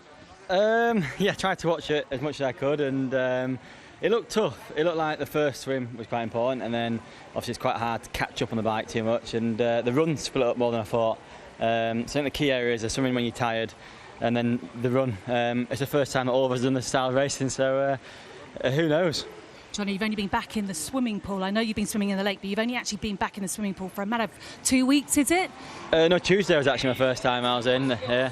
A lot of the pools in Leeds are council owned, so obviously with the situation at the moment, there's not been many pools, but I'll get my excuse out there early. OK, I'll let you get on with it, Jonny, because I know you're just minutes away now, so Thank good you. luck. All right, Jonny Brownlee. So he hasn't been doing much swimming, he just got in on Tuesday. I know his brother's got an endless pool in his garage, obviously wouldn't let him use it, but, that's brotherly love for you. They've been doing a lot of swimming, but none of it in a swimming pool. They've been swimming in the lakes of Leeds, and I've seen Alistair swimming in that endless pool, as you said, but when you can swim like Jonny Brownlee, you don't need to do much. You just need to feel that water and you'll be just fine. Does not matter at all. Now, we've talked a lot about the curved runner. We've estimated it 30% harder. It's like, according to one article I read, it's like running up an 8% gradient hill, which sounds horrible. There's Pierre Lecour. And Annie, we made her. She didn't want to, but she's a fantastic runner, and she had a crack at one of the curved runners just to give us a feel of what mere mortals, because she's now become retired. She's not a mere mortal. No, she's not. What it actually feels like. Let's have a look.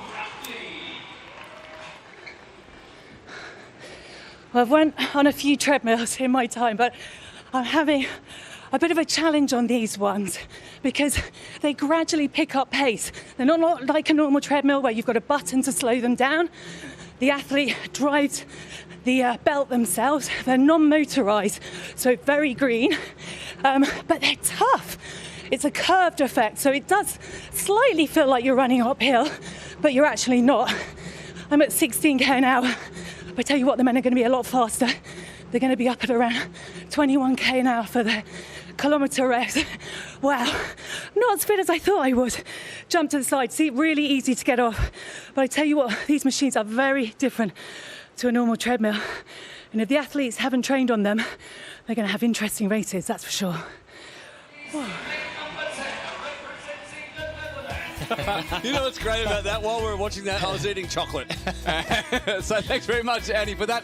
It's a refresher now on the format. They start with the swim, the bike, and the run, as per a traditional triathlon. Very, very short, though, and transitions are going to be key. Very short rest into stage 2, bike, run, swim, and then we finish with a run, swim, and bike, and the points are delivered per stage. So Jess Learmont, she took all 10 3 times in a row, ended up with the maximum possible amount, which is 30 points, and there is a huge list of amazing athletes about to undertake the first men's Super League Triathlon Arena Games. They're led by the man we just saw in the yellow, Jonny Brownlee, 2-time Olympic medalist, Super League regular, of course, former world champ, former sprint tri world champ, and next to him in the pink is Javier Gomez.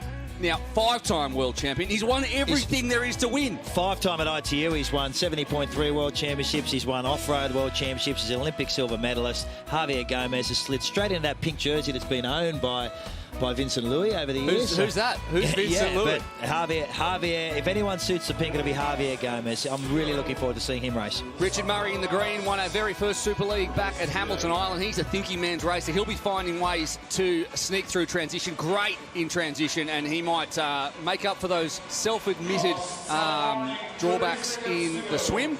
We start, of course, with the swim. There is Javier Gomez. He raced yesterday in the French Grand Prix, as did Pierre Lecour. There is Jonathan Brownlee with a familiar Union Jack on the shoulder. Also, we should point out Jonas Schomburg, who's going to be fantastic, and Vasco Valasa, who came into this late, the Portuguese athlete. He fills in for Anthony Poujard.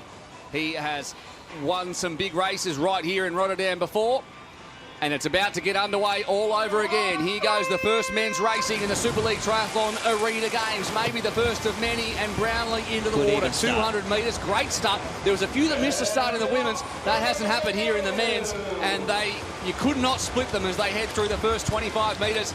Closest to us on screen is Donald Hilbrecht from the Netherlands. Of course, here at home, he's the national sprint tri champion here in... You see Pierre Lecour there. Yeah, see Pierre Lecour there in the blue, breathing to his right, looking at Jonas Schomburg in the grey. Both big bull swimmers. We'll see after the turn here who's leading it. Pierre Lecour. And Vasco Valasa had a fantastic swim, not known for his strength in the water. He's had a great first 50 to be right up there. Yeah, we'll see if we can hold on to that. Nothing splitting any of them. Hilbrecht at the end, we've lost a couple. But we'll work on that. And that's looks Valasa like in the leading red. there. Schomburg's having a great swim alongside Lecour. Murray's and still there. Valasa in the red in about lane 8. And Gomez is sitting a little bit back off the shoulder of Valasa in the pink.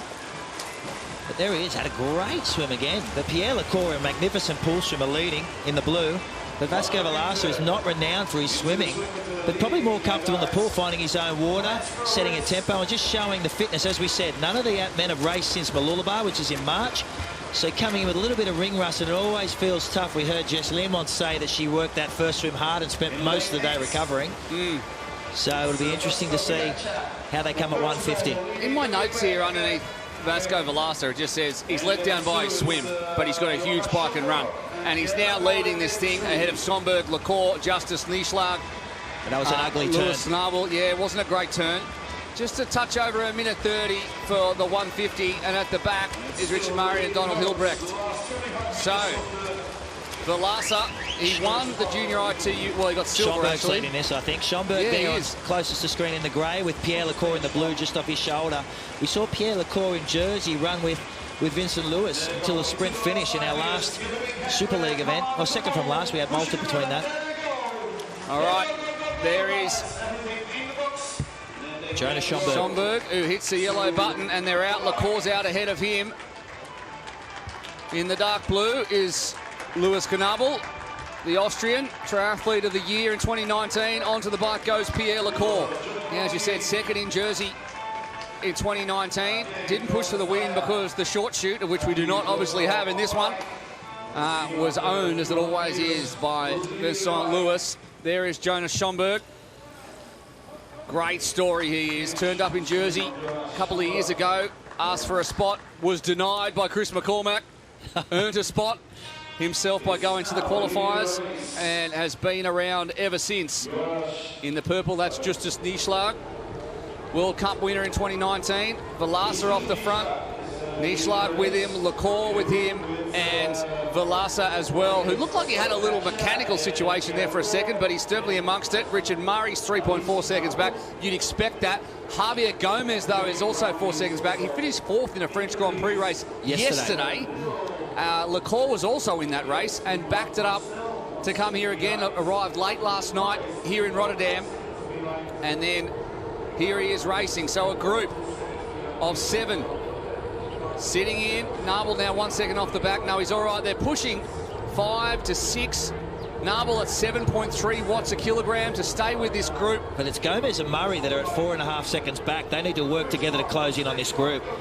That is a danger position to be in, because with the run to finish, transitions are imperative. We know Richard Murray's quick through transition, but Javier Gomez has been doing a lot more of the long course racing, returned to that short course racing last year, but just has lost that panache through transition that comes with doing too much long course work.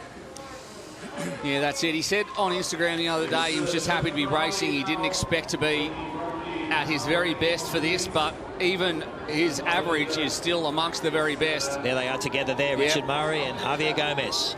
So now 7 seconds back. You can just see the benefit of being in a big group with that double draft. Look at the numbers in watts a kilogram coming from Van der Stel or Schomburg versus the numbers coming from Gomez and Murray. They've really got to push in, and they're still also losing plenty of time, the two of them together. As Super League winner in Hamilton Island, and a man right there who only raced Super League in Hamilton Island before going off and doing plenty of other amazing racing around the world in Javier Gomez, who's pushing around 5 watts a kilo. Brownlee's pushing 6.5. Well, Brownlee's seen Javier Gomez off the back. He's seen Richard Murray off the back, both big runners. He's put the boot down like he would in any race. He's renowned for knowing what's happening around him, Jonny Brownlee. Very, very smart racer. He would have grabbed Vasco Velasquez and said, let's hit it, and let's hit it hard. With Murray and Gomez off the back, we can set up this points chase and put a lot more people between us and those two athletes.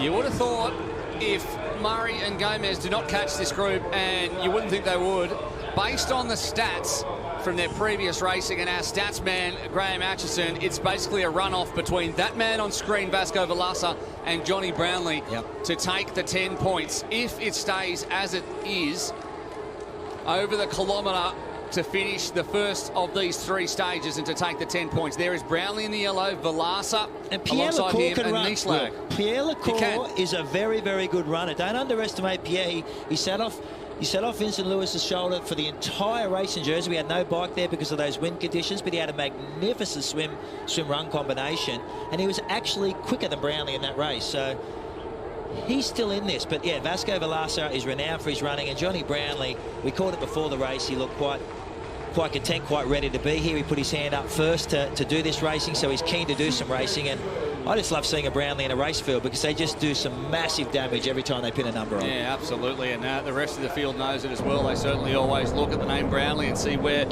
he is. And for 5-minute power, and we talk about 5-minute power because it's going to take them, roughly around that amount of time to push down this 4 kilometres, maybe a bit more, but Brownlee's 5-minute power is bigger than anyone else's. He's also done twice as many Zwift races than anyone else, because you can go and look that up on zwiftpower.com, and he's done 9 Zwift races in history, and the next highest is Justus Nieschlag on 4, Schomburg on 2, Murray on 2, Lecour on 2. So as opposed to the women, Georgia Taylor-Brown's done 28 and Jess Lim on 31.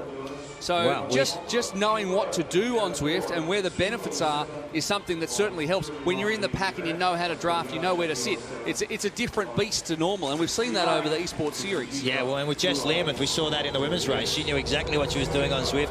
She got those breaks, and calling those eSports races during the season this year was very, very different. But we learned as we went as well, and you did find that once you get out of sight, it's very, very difficult to close those gaps. And the bunch sprint finishes are about as much about timing when that sprint happens as it is about being in the right position. There is the avatar of Jonny Brownlee with the English tan, as he does in real life as well. At the front there, in the middle, the grey of Jonas Schomburg. Just off his shoulder in the red, Vasco Velasquez. Marco van der Stel, we haven't mentioned yet. The national sprint champ from 2 years ago. They're off the bike, and transition is where this one is going to be won and lost. Quickly on, and Schomburg was first on in those big long legs he's got. Is that going to help him or hurt him? And there is Brownlee. Those long legs will help him in that initial start. He needs to use it to get the machine up to speed, and then open up that stride. He had a great start, just a Nieschlag off the front. Oh, that's Schomburg with Brownlee in 3 seconds. Running at around 20 kilometres an hour, and we thought that maybe his long legs were going to hurt him on the curved runner, but instead he's running nearly 20 k's an hour, and he's about 4 seconds ahead of Justus Nieschlag and another second ahead of Brownlee. And once again, the transitions are everything in Arena Games racing. We said when Super League started, the Super League athletes were going to deliver Olympic medals, because there is nowhere to hide. You've got to get transitions exactly right. You've got to get those 1%ers right. And in Arena Games, we're seeing that magnified even more. Oh, astronomically magnified. Just as Schomburg got off that bike in 3rd position and jumped on that treadmill and is at 5.7 seconds up against Nieschlag. So that's unbelievable. A massive transition. And Schomburg, we've seen that a couple of times, these these little flashes of brilliance that we saw. We saw it in Singapore when he was right there. We've seen him just do this. He put himself on the German Olympic team with a massive performance in Tokyo. And this is one of those performances from Schomburg. Transitions was impeccable. His first swim was magnificent. And he's opening up to 6.5 seconds. I think that he might be barefoot, which is allowed. It's allowed. But there's no way I feel like he can be 7 seconds ahead. They all came off together. I think that it could be Jonas Schomburg is barefoot. We'll see if we can get a shot of his feet in a minute. We'll get a wide shot and see. Obviously in Zwift he's got the shoes on, but I don't think in real life he's got the shoes on. And if he hasn't, it's an absolute masterclass. Yes, very, very well thought out move. That's a move you'd expect Richard Murray to do, who's renowned for making those sneaky, clever transitional moves. There we go. It is. No shoes. No shoes, and it's going to deliver him the full 10 points. And if anyone else is watching that, they want to start thinking about doing the same thing. We've seen no shoes before on the paved streets of Jersey, and we've seen it with Leo Berger when he took them off halfway around in Singapore and absolutely ripped them up. But Jonas Schomburg's doing it now on the curve trainer, and Jonny Brownlee has run away from the chasing pack to take, you'd think, the 9 points for the opening stage, but he is not going to catch Jonas Schomburg. 167 metres to go. Velasa, we said Brownlee and Velasa would be the ones that have the run legs. Well, they do. It's just that they have shoes on. Nieschlag's now back 0.5 of a second from Velasa and Lacour, and then way back to Lewis Knabel, and then Gomez will be trying to catch him and take at least 6 points. Yeah, that'd be nice for Javier to grab that extra point. Richard Murray, I think, shut down. He knows that it's points now. He's not going to close in on Gomez. There's no use killing himself in this stage. He's only 1 point difference between those two in the overall finish. Schomburg does it. He gestures to the camera and he takes the full 10 from Jonathan Brownlee. Vasco Velasa will be in third position. There he is crossing the line. Justus Nieschlag takes fourth. Pierre Lacour, Gnabel, and we've got a little bit of time now. And of course, he's got to go back and set everything up for the next one. That was just his feet look, they don't. He looks I've never run in barefoot on one of those things. I've run on the curved runner normally, and it was horrible with shoes on. I don't know what it's going to be like without. Well, the question is now whether, if you are Jonny Brownlee, you saw that just happened there with the barefoot running, do you implement that yourself? Or you're not comfortable running barefoot? Is this something that Jonas Schomburg he's going to do it again? Yeah, 100% he'll do it again, and he'll do it in the second stage here, and then he has to swim at home. We know how good his swim is as we look back on stage one, and it was a very even start across all of our athletes. Brownlee got off to a good one, and Schomburg got off to a better one, got out of the water first. There's Van der Stel wearing the orange of his home nation. Born, in fact, in Rotterdam, right here in the city. He's a former swimmer.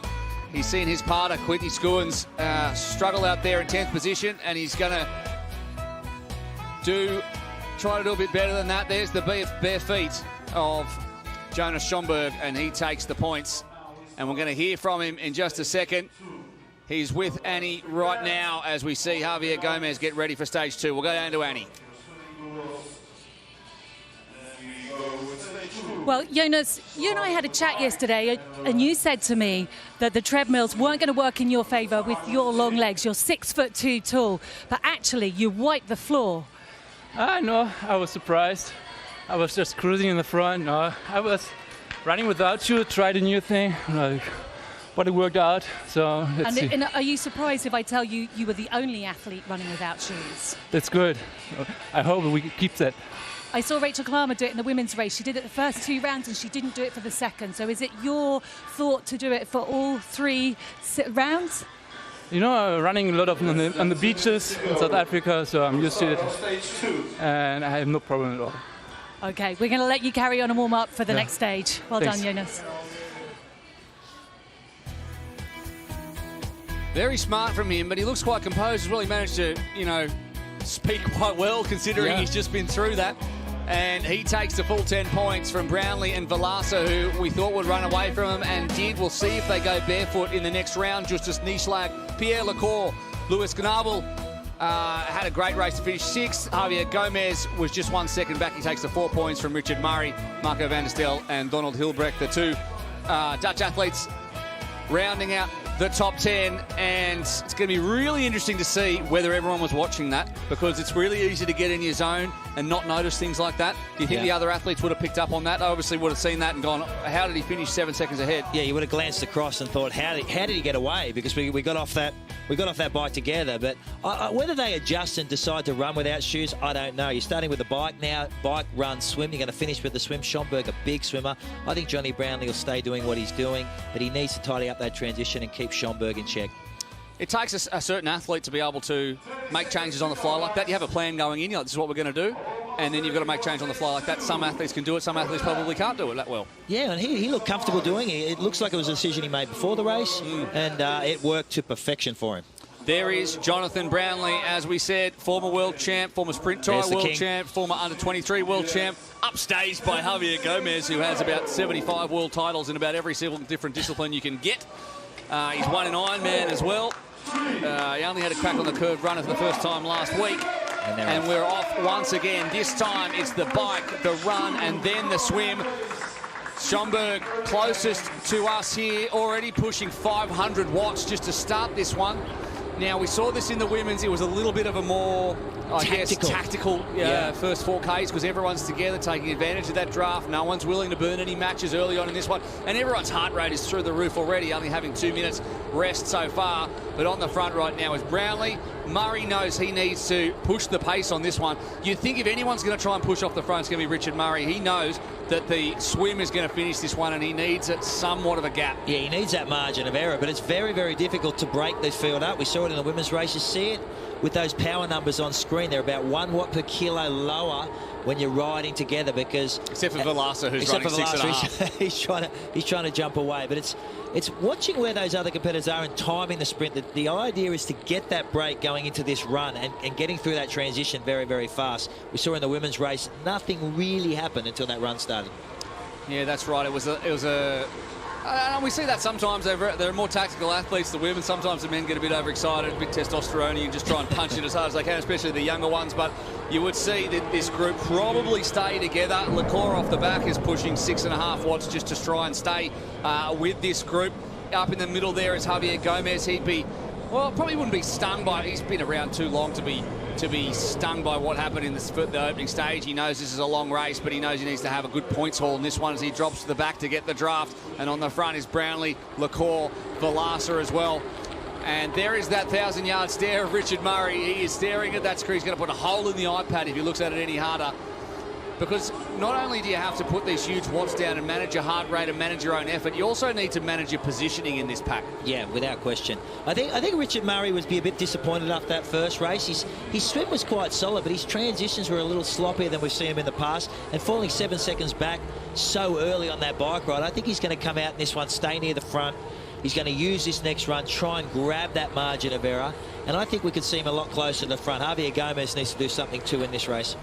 Very, very flat course. They go through these little undulations, but in a total 2-kilometre lap, there's only 26 feet of elevation in this one. There, of course, is some really, really brutal hills in the world of Zwift. And I can tell you it's a fantastic training tool for anyone who hasn't got it yet. If you're allowed to cycle outside wherever you are, if you're not, Zwift is a fantastic way to keep the interest in training.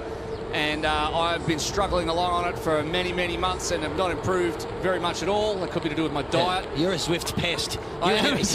You're in every single Zwift race in the world. I do my best, but it's certainly not pushing the numbers that these guys are, because it's what's a kilo, and I've got a few more kilos than a few of these guys. About 35 more. You can always fib. You can, but you can't anymore. There's weigh-ins, and Zwift has done everything they can to make sure that the racing is as fair as it can be, and there is no way to do the dirty on Zwift. Isn't it interesting to contrast the two cadences there? You saw Jonathan Brownlee sitting next to Javier Gomez on screen there, running a much higher cadence than Javi was. Javier looked very, very relaxed, very concentrated, but pushing a much bigger gear. Yeah, his numbers in the swim, his swim time was a bit shocking compared to what he's used to, Javier. I don't know if it's just coming in late last night, swim straight off the start. Racing yesterday. He didn't hit the numbers he usually would as Schomburg heads to the front for a turn. But maybe this format or this stage would help him a little bit more. Bike first. And maybe with with his endurance base and a little bit more age on him, he's going to get better and better as we roll along. He's so experienced. He's so strong at that Olympic distance racing. We may see a much better performance in stage 2 and stage 3. He looks controlled, looks very, very comfortable. And you're right, he's a much better swimmer than we saw in that opening swim. Yeah, Richard Murray, the other one who needs to really push on as Velasa heads to the front momentarily. There's only 0.66 or now 0.53 of a second splitting our entire field, which is exactly what we saw in the women's. But plenty of big watts being pushed. Sometimes in Zwift, it's handy to push big watts for 3 or 4 or 5 seconds and then hold on and let coast a bit, rather than like yo-yoing a bit in terms of your power output, rather than keep a steady one. Sometimes can work to your advantage as Gomez takes another look at the front. But if you're just joining us, Jess Learmonth from Team GB took out a perfect 30 from 30 points in the women's racing. And now we're into the men's, and the sole GB athlete is Jonathan Brownlee. Transitioning now, Jonathan. And he is off. No, he's just not. had He's adjusting his shoe. Yeah, just had a little moment there, but he stayed with the group. Thanks very much to that draft. There he is in the yellow in the bottom right-hand corner of your screen as they cross the line right now, and LaCour will come across the line first. They'll all come across together, and now it's about that transition as they head off onto the run. So, who goes with the bare feet and who doesn't? Murray's just with bare about feet. all of them. Murray bare feet, LaCour bare feet. Gomez goes the shoes. Brownlee goes the shoes. So we'll see what happens now. This could be the race-winning move. We'll see what these transitions are, because a few of the athletes, as you said, opted to change their plan, run without shoes. And look at that, just as Slag has hit the front. And Gomez is at the back. Yeah. Velasa's gone with the shoes. He's at the back. And Brownlee's at the back, who went with shoes. Every single athlete who picked shoes lost a lot of time. Yes, they did. But how does that shake out across the course of 3 stages? We're going to see whether they can be quicker with the shoes. Nieschlag's at the front running a 19.0. Gomez is running a 19.3. He's the quickest out there at the moment, along with Velasa running a 19.3 as well.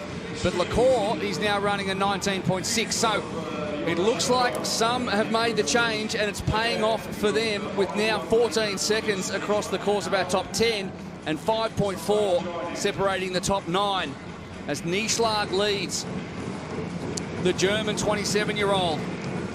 Really was a childhood swimmer, changed the try, really came out of nowhere in some respects to become German champion in 2016. World Cup winner in 2019 at Madrid, second in Cagliari and New Plymouth, had some top 10s in the WTS, but he doesn't have the resume of the man next to him in Javier Gomez. And there is Velasa, the 20-year-old youngest man in the field in the red. Next to Nieschlag, who continues to lead, but is now overtaken by Jonas Schomburg, who's having a good run once again. Gomez. Gomez is running exceptionally well with Richard Murray, and it's Jonathan Brownlee who's struggling on this run. He looked fantastic on the treadmill, but just doesn't seem to be getting into his rhythm, running at 18.1 kilometres an hour. Gomez up at 18.7 with LaCour just in front of him. Really outstanding, the depth of data immersion you can get in Zwift as opposed to real life. Obviously, the drawbacks are varied for Zwift from real life, but being able to see all of the stats on your screen right now really gives you an insight into how unfit you are compared to these guys. As Schomburg and now LaCour moves into second position. Schomburg 1.1 seconds ahead, and they're all running just about as quick as my first car could drive. Schomburg's found his running legs, hasn't he? He's really found his running legs in this Arena Games. I've never seen him run so well. He's been sitting up above 18.6 kilometres an hour. It's only Gomez who was moving quicker through the field, but Schomburg not renowned for his big runs, but when he's on, he can deliver a run, and we're seeing that here. He knows how, and he's got long legs. He's the tallest athlete in this field. He doesn't look to be shortening his stride too much. We sort of thought that the longer your legs are, the harder it's going to be, because you're going to have to shorten your stride and deal with that. Otherwise, you'd be running uphill somewhat, as the pain face is showing on Jonathan Brownlee, who's moved into 7th position, but he's 9 seconds back. And there are our leaders. 1, 2, 3, 4, 5. Nieschlag now in 5th, who's dropped down from 1st. But it looks like Schomburg with that long stride, and Richard Murray said it in that interview that we had before this one, that if you can have a long stride, you spend more time with your foot strike and pushing the air runner, of course, which is completely done under your own power, as Schomburg gets off in the lead. Swim. Schomburg versus Gomez in this swim. Gomez is back. Gomez is back. There he is in the pink. He's behind Velasa, Schomburg and Lacour. Lacour, a great swimmer as well. Behind them, Nieschlag. Behind them, Richard Murray. There's Velasa, and there is Gomez. Now, Velasa's still got his shoes on, and so does Jonathan Brownlee. They'll have to take their shoes off right now before they put big transition, the goggles and cap on, and a little bit of fiddling around for Schomburg.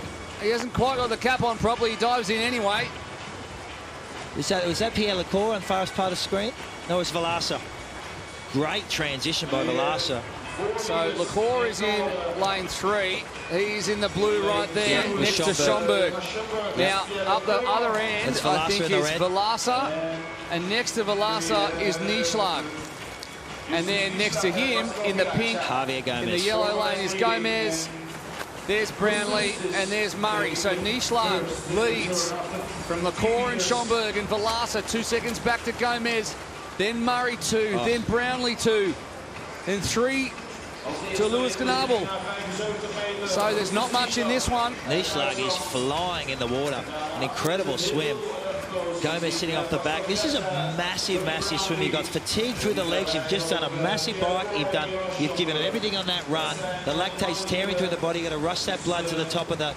To move through the arms to get you swimming. It's controlled breathing with your head underwater. Those turns there really hurt when you're puffed. Nieschlag, childhood swimmer, came to triathlon from a swimming background. Pierre Lacour, very similar. He's a former swimmer. You know, if anything lets down Pierre Lacour, sometimes it could be bike handling, not a problem here at all. And then, of course, he himself is a former under-23 world champion and an Olympian, and won the European Championships back in 2018. And then Jonas Schomburg as well. He's the leading short course German. Nieschlag will turn in front. Yes, he will, in a 10.50. And Gomez has swum himself back into contention as well. We've got a bit of an issue again with the timing. Brownlee, of course, not leading. Instead, it is Nieschlag, the man in the purple. Nieschlag, who's had a great swim here, and they're 3 abreast outside him. There's Schomburg. Schomburg versus Lacour. And then Brownlee has had a good swim. Oh, sorry, Gomez, has had a good swim to put himself in 4th as they head up to hit the button. And they do. And it is going to be Nieschlag to take the maximum points from Schomburg, Lacour, Gomez, Knabel, Brownlee, Velasa. Now, Velasa's definitely improved his swimming in the off-season, but it doesn't help him there. He finishes 7th from Richard Murray. Yeah, the Germans are all over this racing, with Nieschlag winning that, Schomburg in the last race. Schomburg's still going to be 19 points, having won stage 1 and finishing 2nd there. He's really found some form at the Arena Games. He's comfortable in this racing. Yeah, very, very impressive. Jonas Schomburg, the 26-year-old. Looks quite comfortable there again. And there is Justus Nieschlag, who picks up the stage win, and congratulations to him. We knew he'd be among the leaders out of the water, and he put himself in the position to do that job right there. There is Javier Gomez. And Donald Hilbrecht, Richard Murray with that familiar look on his face of total concentration onto the run. And it was bare feet aplenty after seeing what Schomburg did in stage 1. Velasa, he didn't have the bare feet, and neither did Javier Gomez. Pierre Lacour putting everything into it. When they got into the water, there was a bit of fiddling from Jonas Schomburg. And once again, transitions huge. All of that work put in on the previous discipline was lost in that transition and completely changed the course of the race. And Justus Nieschlag was the man who came out on top. We're going to have a look right now at the stage 2 results. Nieschlag in the purple takes the win. Schomburg, Lacour, Gomez and Knabel are your top 5, and we're going to get an update on the stage 2 results overall. And we're going to see some movement though. Schomburg will be on 19. He'll be in the lead. Nieschlag will move up considerably, as will Javier Gomez. Let's have a look at the overall results as we head into the final stage of this day's racing. And it is the last stage of the men to run, the swim and the bike. We're going to get an update right now on the points overall. So Schomburg picks up 19. Nieschlag moves his way up into 17. position into second position. Lacour on 14, tied with Brownlee. Valasa drops to 5th with 12. Gomez and Gnabel on 11. Down to Murray, Van der Stel and Hilbrecht, who remain in 9th and 10th position. But it truly is anyone's at this point, because from 2nd through to 5th, or 2nd through to 4th at least, they've all picked up good points in at least one of the stages, and the gap is much smaller as opposed to it was in the women's as they get ready for stage 3. Yeah, that bunch, that group from 3rd through to 6th, 3 points splitting them, makes for a very, very interesting bike finish, where putting athletes between you and the athlete in front is a lot easier to do. So look, it's about setting this up now with a run, swim, bike format. This first run's going to be critical. Opting to run without shoes, I'm sure, to make that transition into the swim. By bombing this swim in the pool, we're seeing the swim is where these athletes are losing most of their time. They have to use that swim, and that man on screen has been doing that very effectively. Okay, the run. We've got about 10 seconds to the start of the final stage. It's about getting that curved air runner, the assault runner, up to a decent speed and making sure you're at the front of this pack. The only man not running just right now is Jonas Schomburg. He starts off and we are off. There is a rainbow of triathletes, and the quickest turnover there out of anyone is Javier Gomez, one of the shorter athletes. He's going to have to push really hard in this one. We'll head into the World of Zwift in a second to see exactly where we're up to. But such a lot of triathlon talent, and so good to see some racing being brought to you by Super League. And our last stage is the run, the swim and the bike, and we are off in the World of Zwift. This truly is groundbreaking stuff, moving between real and virtual racing. And Donald Hilbrecht, the 27-year-old Dutchman, who is really looking for a mixed team relay Olympic spot alongside Marco van der Stel. They're almost both fighting for the same spot in that mixed team relay team for Tokyo. Is leading this one, or was. Schomburg moving to the front. Murray, Lacour now as well. So Jonas Schomburg has really been controlling things across the course of this last 20 or 30 minutes of racing. Yeah, and really doing it on the run, which is a big surprise. Like I'm a big fan of Jonas Schomburg. He's remarkable in the swim. When he gets his run going, he's on point. But here at the Arena Games, he's been the standout runner. Whether he's using effectively that stride length, getting that treadmill up to speed a lot quicker than them, but going to the front immediately, it's sort of like Jess Learmonth did in the women's, and applying the pressure from the onset. That's right, and Schomburg, his main competitor in this one is on screen right now, Justus Nieschlag. He's on 17 points. He's 2 back from Schomburg, and he'll know that he needs to put 2 men between himself and Jonas Schomburg. Needs to pick up 2 more points. In fact, he only needs 1 man between them, because if they finish equal on points, it's the stage 3 results that will decide the winner. So if he can put 1 man between himself and Jonas Schomburg, if someone else doesn't come from the clouds, then it will be Justus Nieschlag. Otherwise, it will be Schomburg. There is Murray. The only man wearing a cap, always wears the Red Bull cap. Does not miss a trick on that one. That probably is one right there. Don't know how he's done that, but there you go. Behind him, Schomburg and Lacour. Valasa, Gomez, Hilbrecht, Nieschlag, who's 7.6 seconds back. And Brownlee had a very slow start as well on the runner. And you can see what happens. He was in, well, the low 17s Brownlee to start, and he's still down there when you consider that Lacour's running a 19.2. Yeah. The gaps are getting very, very big. He's struggling on the treadmill, Jonny Brownlee. He looks to be moving well, but as you get later into the run, he seems to lose that time. That time's been run out of him. Pierre Lacour got onto that treadmill. They were running together only about 500 metres ago, and he's losing time as we speak. He's lost another second there. Still running at a 17, mid-17s, and Murray's up there running at a 19. Valasa's running at 19. Gomez is running at a 19. I mean, like his brother, I suppose he's a toe-striking runner, and that's fatigue. It could be fatigue. Jonny Brownlee is human. It's fatigue. It's the first race of the season. It could be tough indeed, and he's starting to struggle. But Richard Murray on the front with Pierre Lacour, Vasco Valasa running really well at 3 seconds back from Javier Gomez, who I'm hoping to see move in. I'm a big fan of Javier. I keep saying it. They've just transitioned. All right, 2 disciplines to go to decide this one. Murray came off the front. Lacour, Valasa, Schomburg. We'll see exactly what happens when they get into the water, because these transitions, they change everything as Gomez runs up to the back of that group. He was 4 seconds back from Murray, but he arrives just about at exactly the same time. And it's all all about getting the goggles on, getting the cap on as quick as possible. Nieschlag is quite a long way down on Schomburg at the moment. We'll see if he can pick it up in the swim. We know he's a great swimmer. He swam his way to a stage 2 win. But out the front of everyone is Vasco Valasa, and he is absolutely hammering down the pool. Is that Valasa in the red? That's it is. Valasa in the red, who's improved his swim, as you said earlier. Usually be going backwards in the swim. We saw that in Malta. He's great on feet, but his own lane, he seems to have found his rhythm in the swim a lot better than he has in those real races. He won the silver in the Junior ITU Grand Final, where it was held right here in Rotterdam in 2017.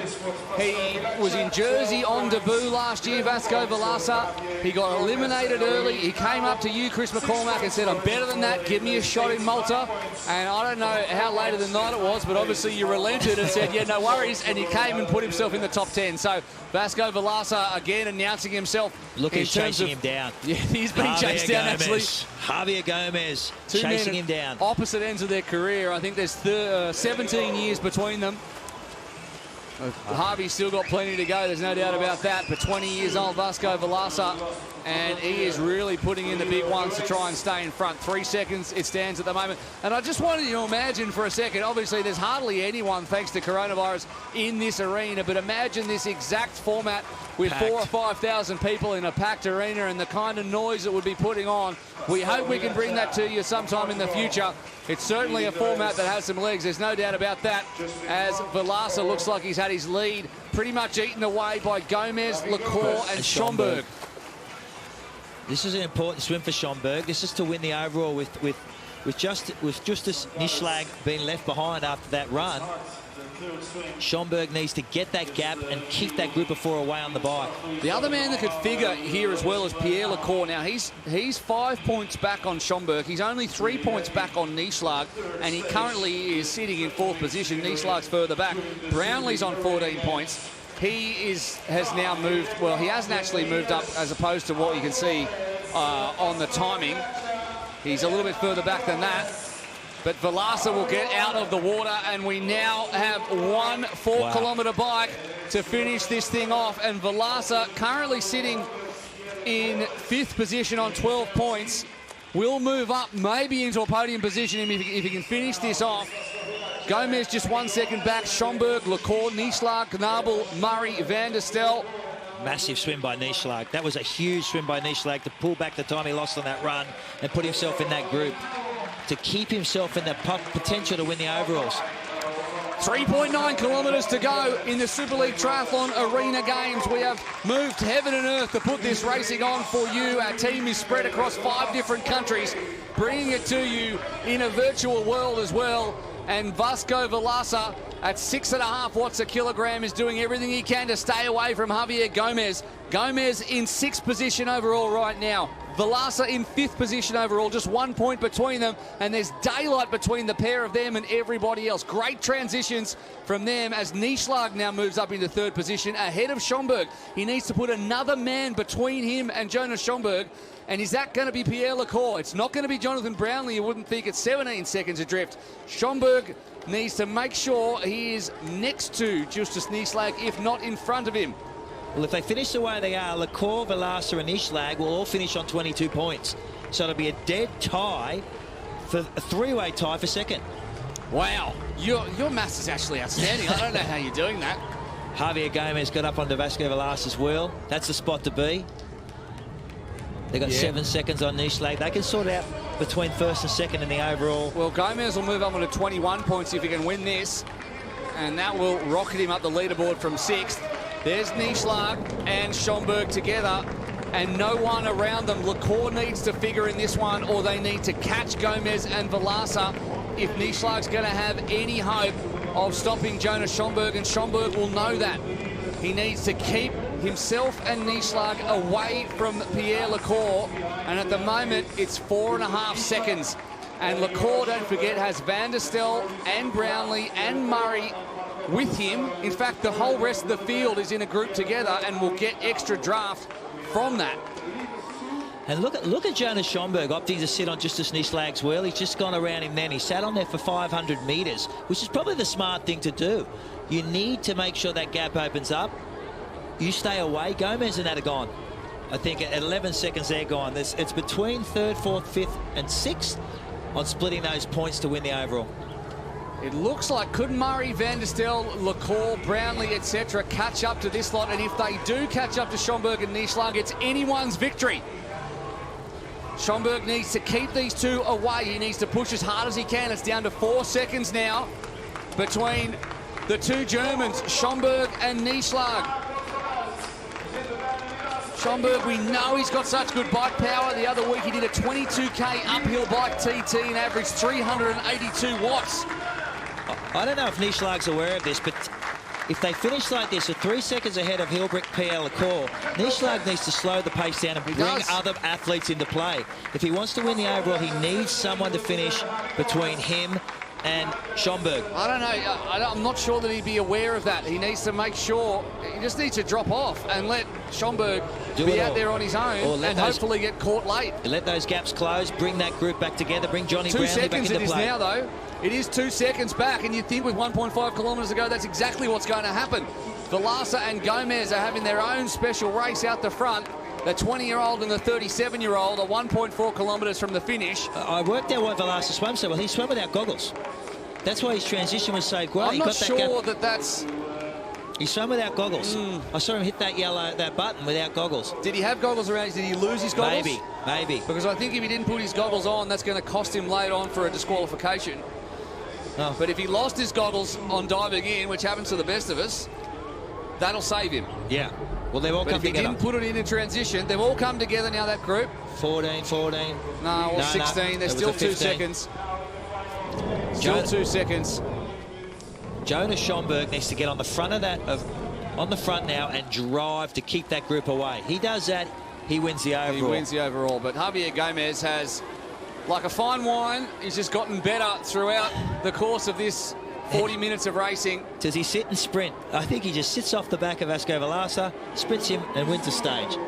That's a nice one for the resume for Javier Gomez. You've won everything else. Why not win a Super League race? Why not win a stage of this? He'll also overtake, well, he'll finish as a tie with Velasa if he does win it, because Velasa's 1 point ahead, but he'll take the position based on the win from the stage. So this is for position between the two of these athletes, but 500 metres to go. We can see the faces of Schomburg and Nieschlag behind them. It's now 1 second gap. They have come together now, so we'll see what happens. Nieschlag needs to finish at least an extra position higher from Schomburg to take the win. Lacour could figure in that as well. Here is the group coming together, 300 metres to go. Look at the face of Jonas Schomburg as he puts up 300 to 400 watts. Now Nieschlag at 400 plus watts as well. Gomez and Velasa are 140 metres from the finish. I'm not sure who's going to take that one. Sitting off. Look at Jonas Schomburg. Nieschlag on the front.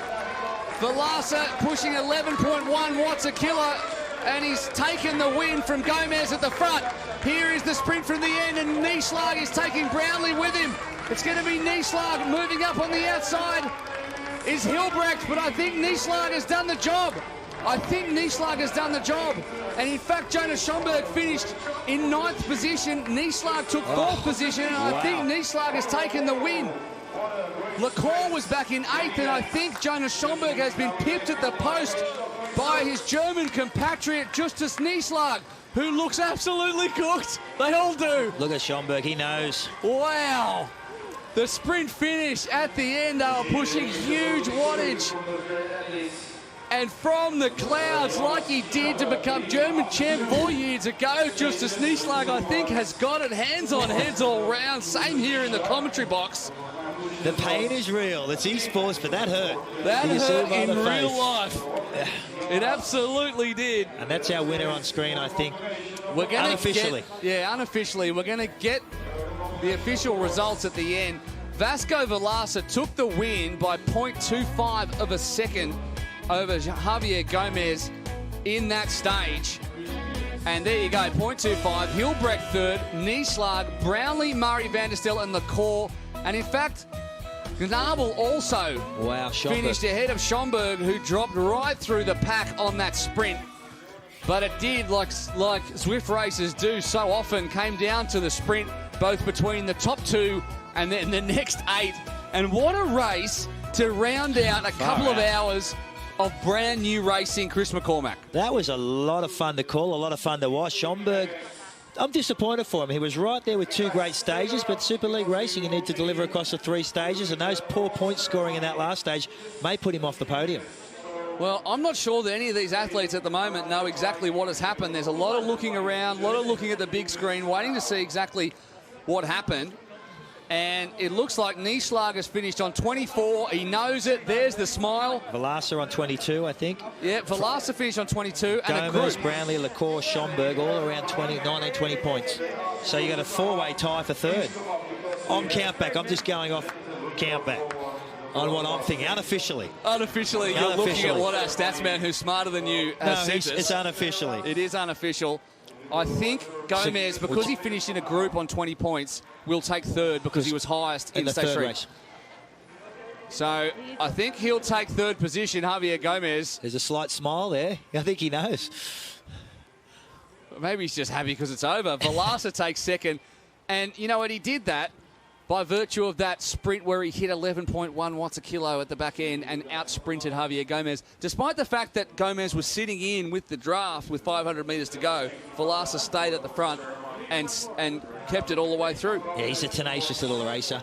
And it would feel amazing. That's Javier Gomez on your wheel. You're a 20-year-old. You've watched Javier Gomez your entire career. You've watched him win Olympic medals. You've watched him win world championships. To have him, to out-sprint him would be amazing. All right, we're going to have a look now, I think, at the official results overall before we hear from our winner. And I think that is our winner. We'll wait for the results to come through. But Justus Nieschlag is the man. Let's see him at the top of this leaderboard right now. He manages to take enough points to hold off Jonas Schomburg, who drops down to 5th position in that one. Vasco Velasa 2nd, Javier Gomez 3rd, Jonathan Brownlee. There are your top 5. We're going to hear right now from Annie Emerson, who has our winner. Oh, wow, Justus. I think you needed to see the graphic to actually believe you are an SLT winner. How does that feel? Yeah, it's amazing. I never thought that I could win here. I haven't raced for more than 1 year, and now my first real race, and it was amazing. Congratulations, you're a Super League Triathlon winner. Well done, Justus. Thank you very much.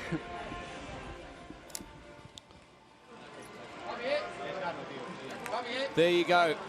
Justus Nieschlag, he does the job, and Chris McCormack, what a race that was. I thoroughly enjoyed it. Justus Nieschlag, we've seen him come about 2 years ago. He was racing exceptionally well in the WTS series. He's one of the German stars. We've seen a lot of Jonas Schomburg in Super League racing. It's great to see the Germans coming across and doing so well. It absolutely is. Let's have a look now at some of the moments. There's Marco van der Stel and Pierre Lacour putting in the big ones, and a few people would have been thinking, maybe I'll go with the shoes off, maybe I won't. The only man to pull the trigger on that was Jonas Schomburg, and it gave him the advantage in the first couple of stages. He held onto it for just about the entire race up until the last 5 seconds when Justus Nieschlag, again, by virtue of the consistency, he won the second stage. That's where it set himself up and held off the chasing pack. Great work in the end from Vasco Velasa, who again was there or thereabouts. He takes the 2nd position. Javier Gomez takes 3rd, and he heads off to pick up his well-earned bronze medal to add to his extensive cabinet. I'd love to see his trophy room. Javier Gomez shakes the non-existent man's hand. Does Vasco Velasa. Gives himself a silver medal, and congratulations to him, but they're all standing behind the man in purple. And as he wins, a last thought from you, Chris McCormack, on the Arena Games. As we said, we moved everything, heaven and earth, to try and put this on, and I think it's been a fantastic success. I'm excited to see the athletes back racing. I know they've been keen to do it. I thought it was a great success, considering the difficult conditions to put it under. COVID's been tough on everyone. It's great to see triathlon back on television. It absolutely is. A group spread around the world who've done everything to bring it to you. We hope you've enjoyed it. From Sydney, myself, Will McCloy and Chris McCormack bid you goodbye. We hope to be back with some more Super League racing in the very near future. Until then, it's bye for now.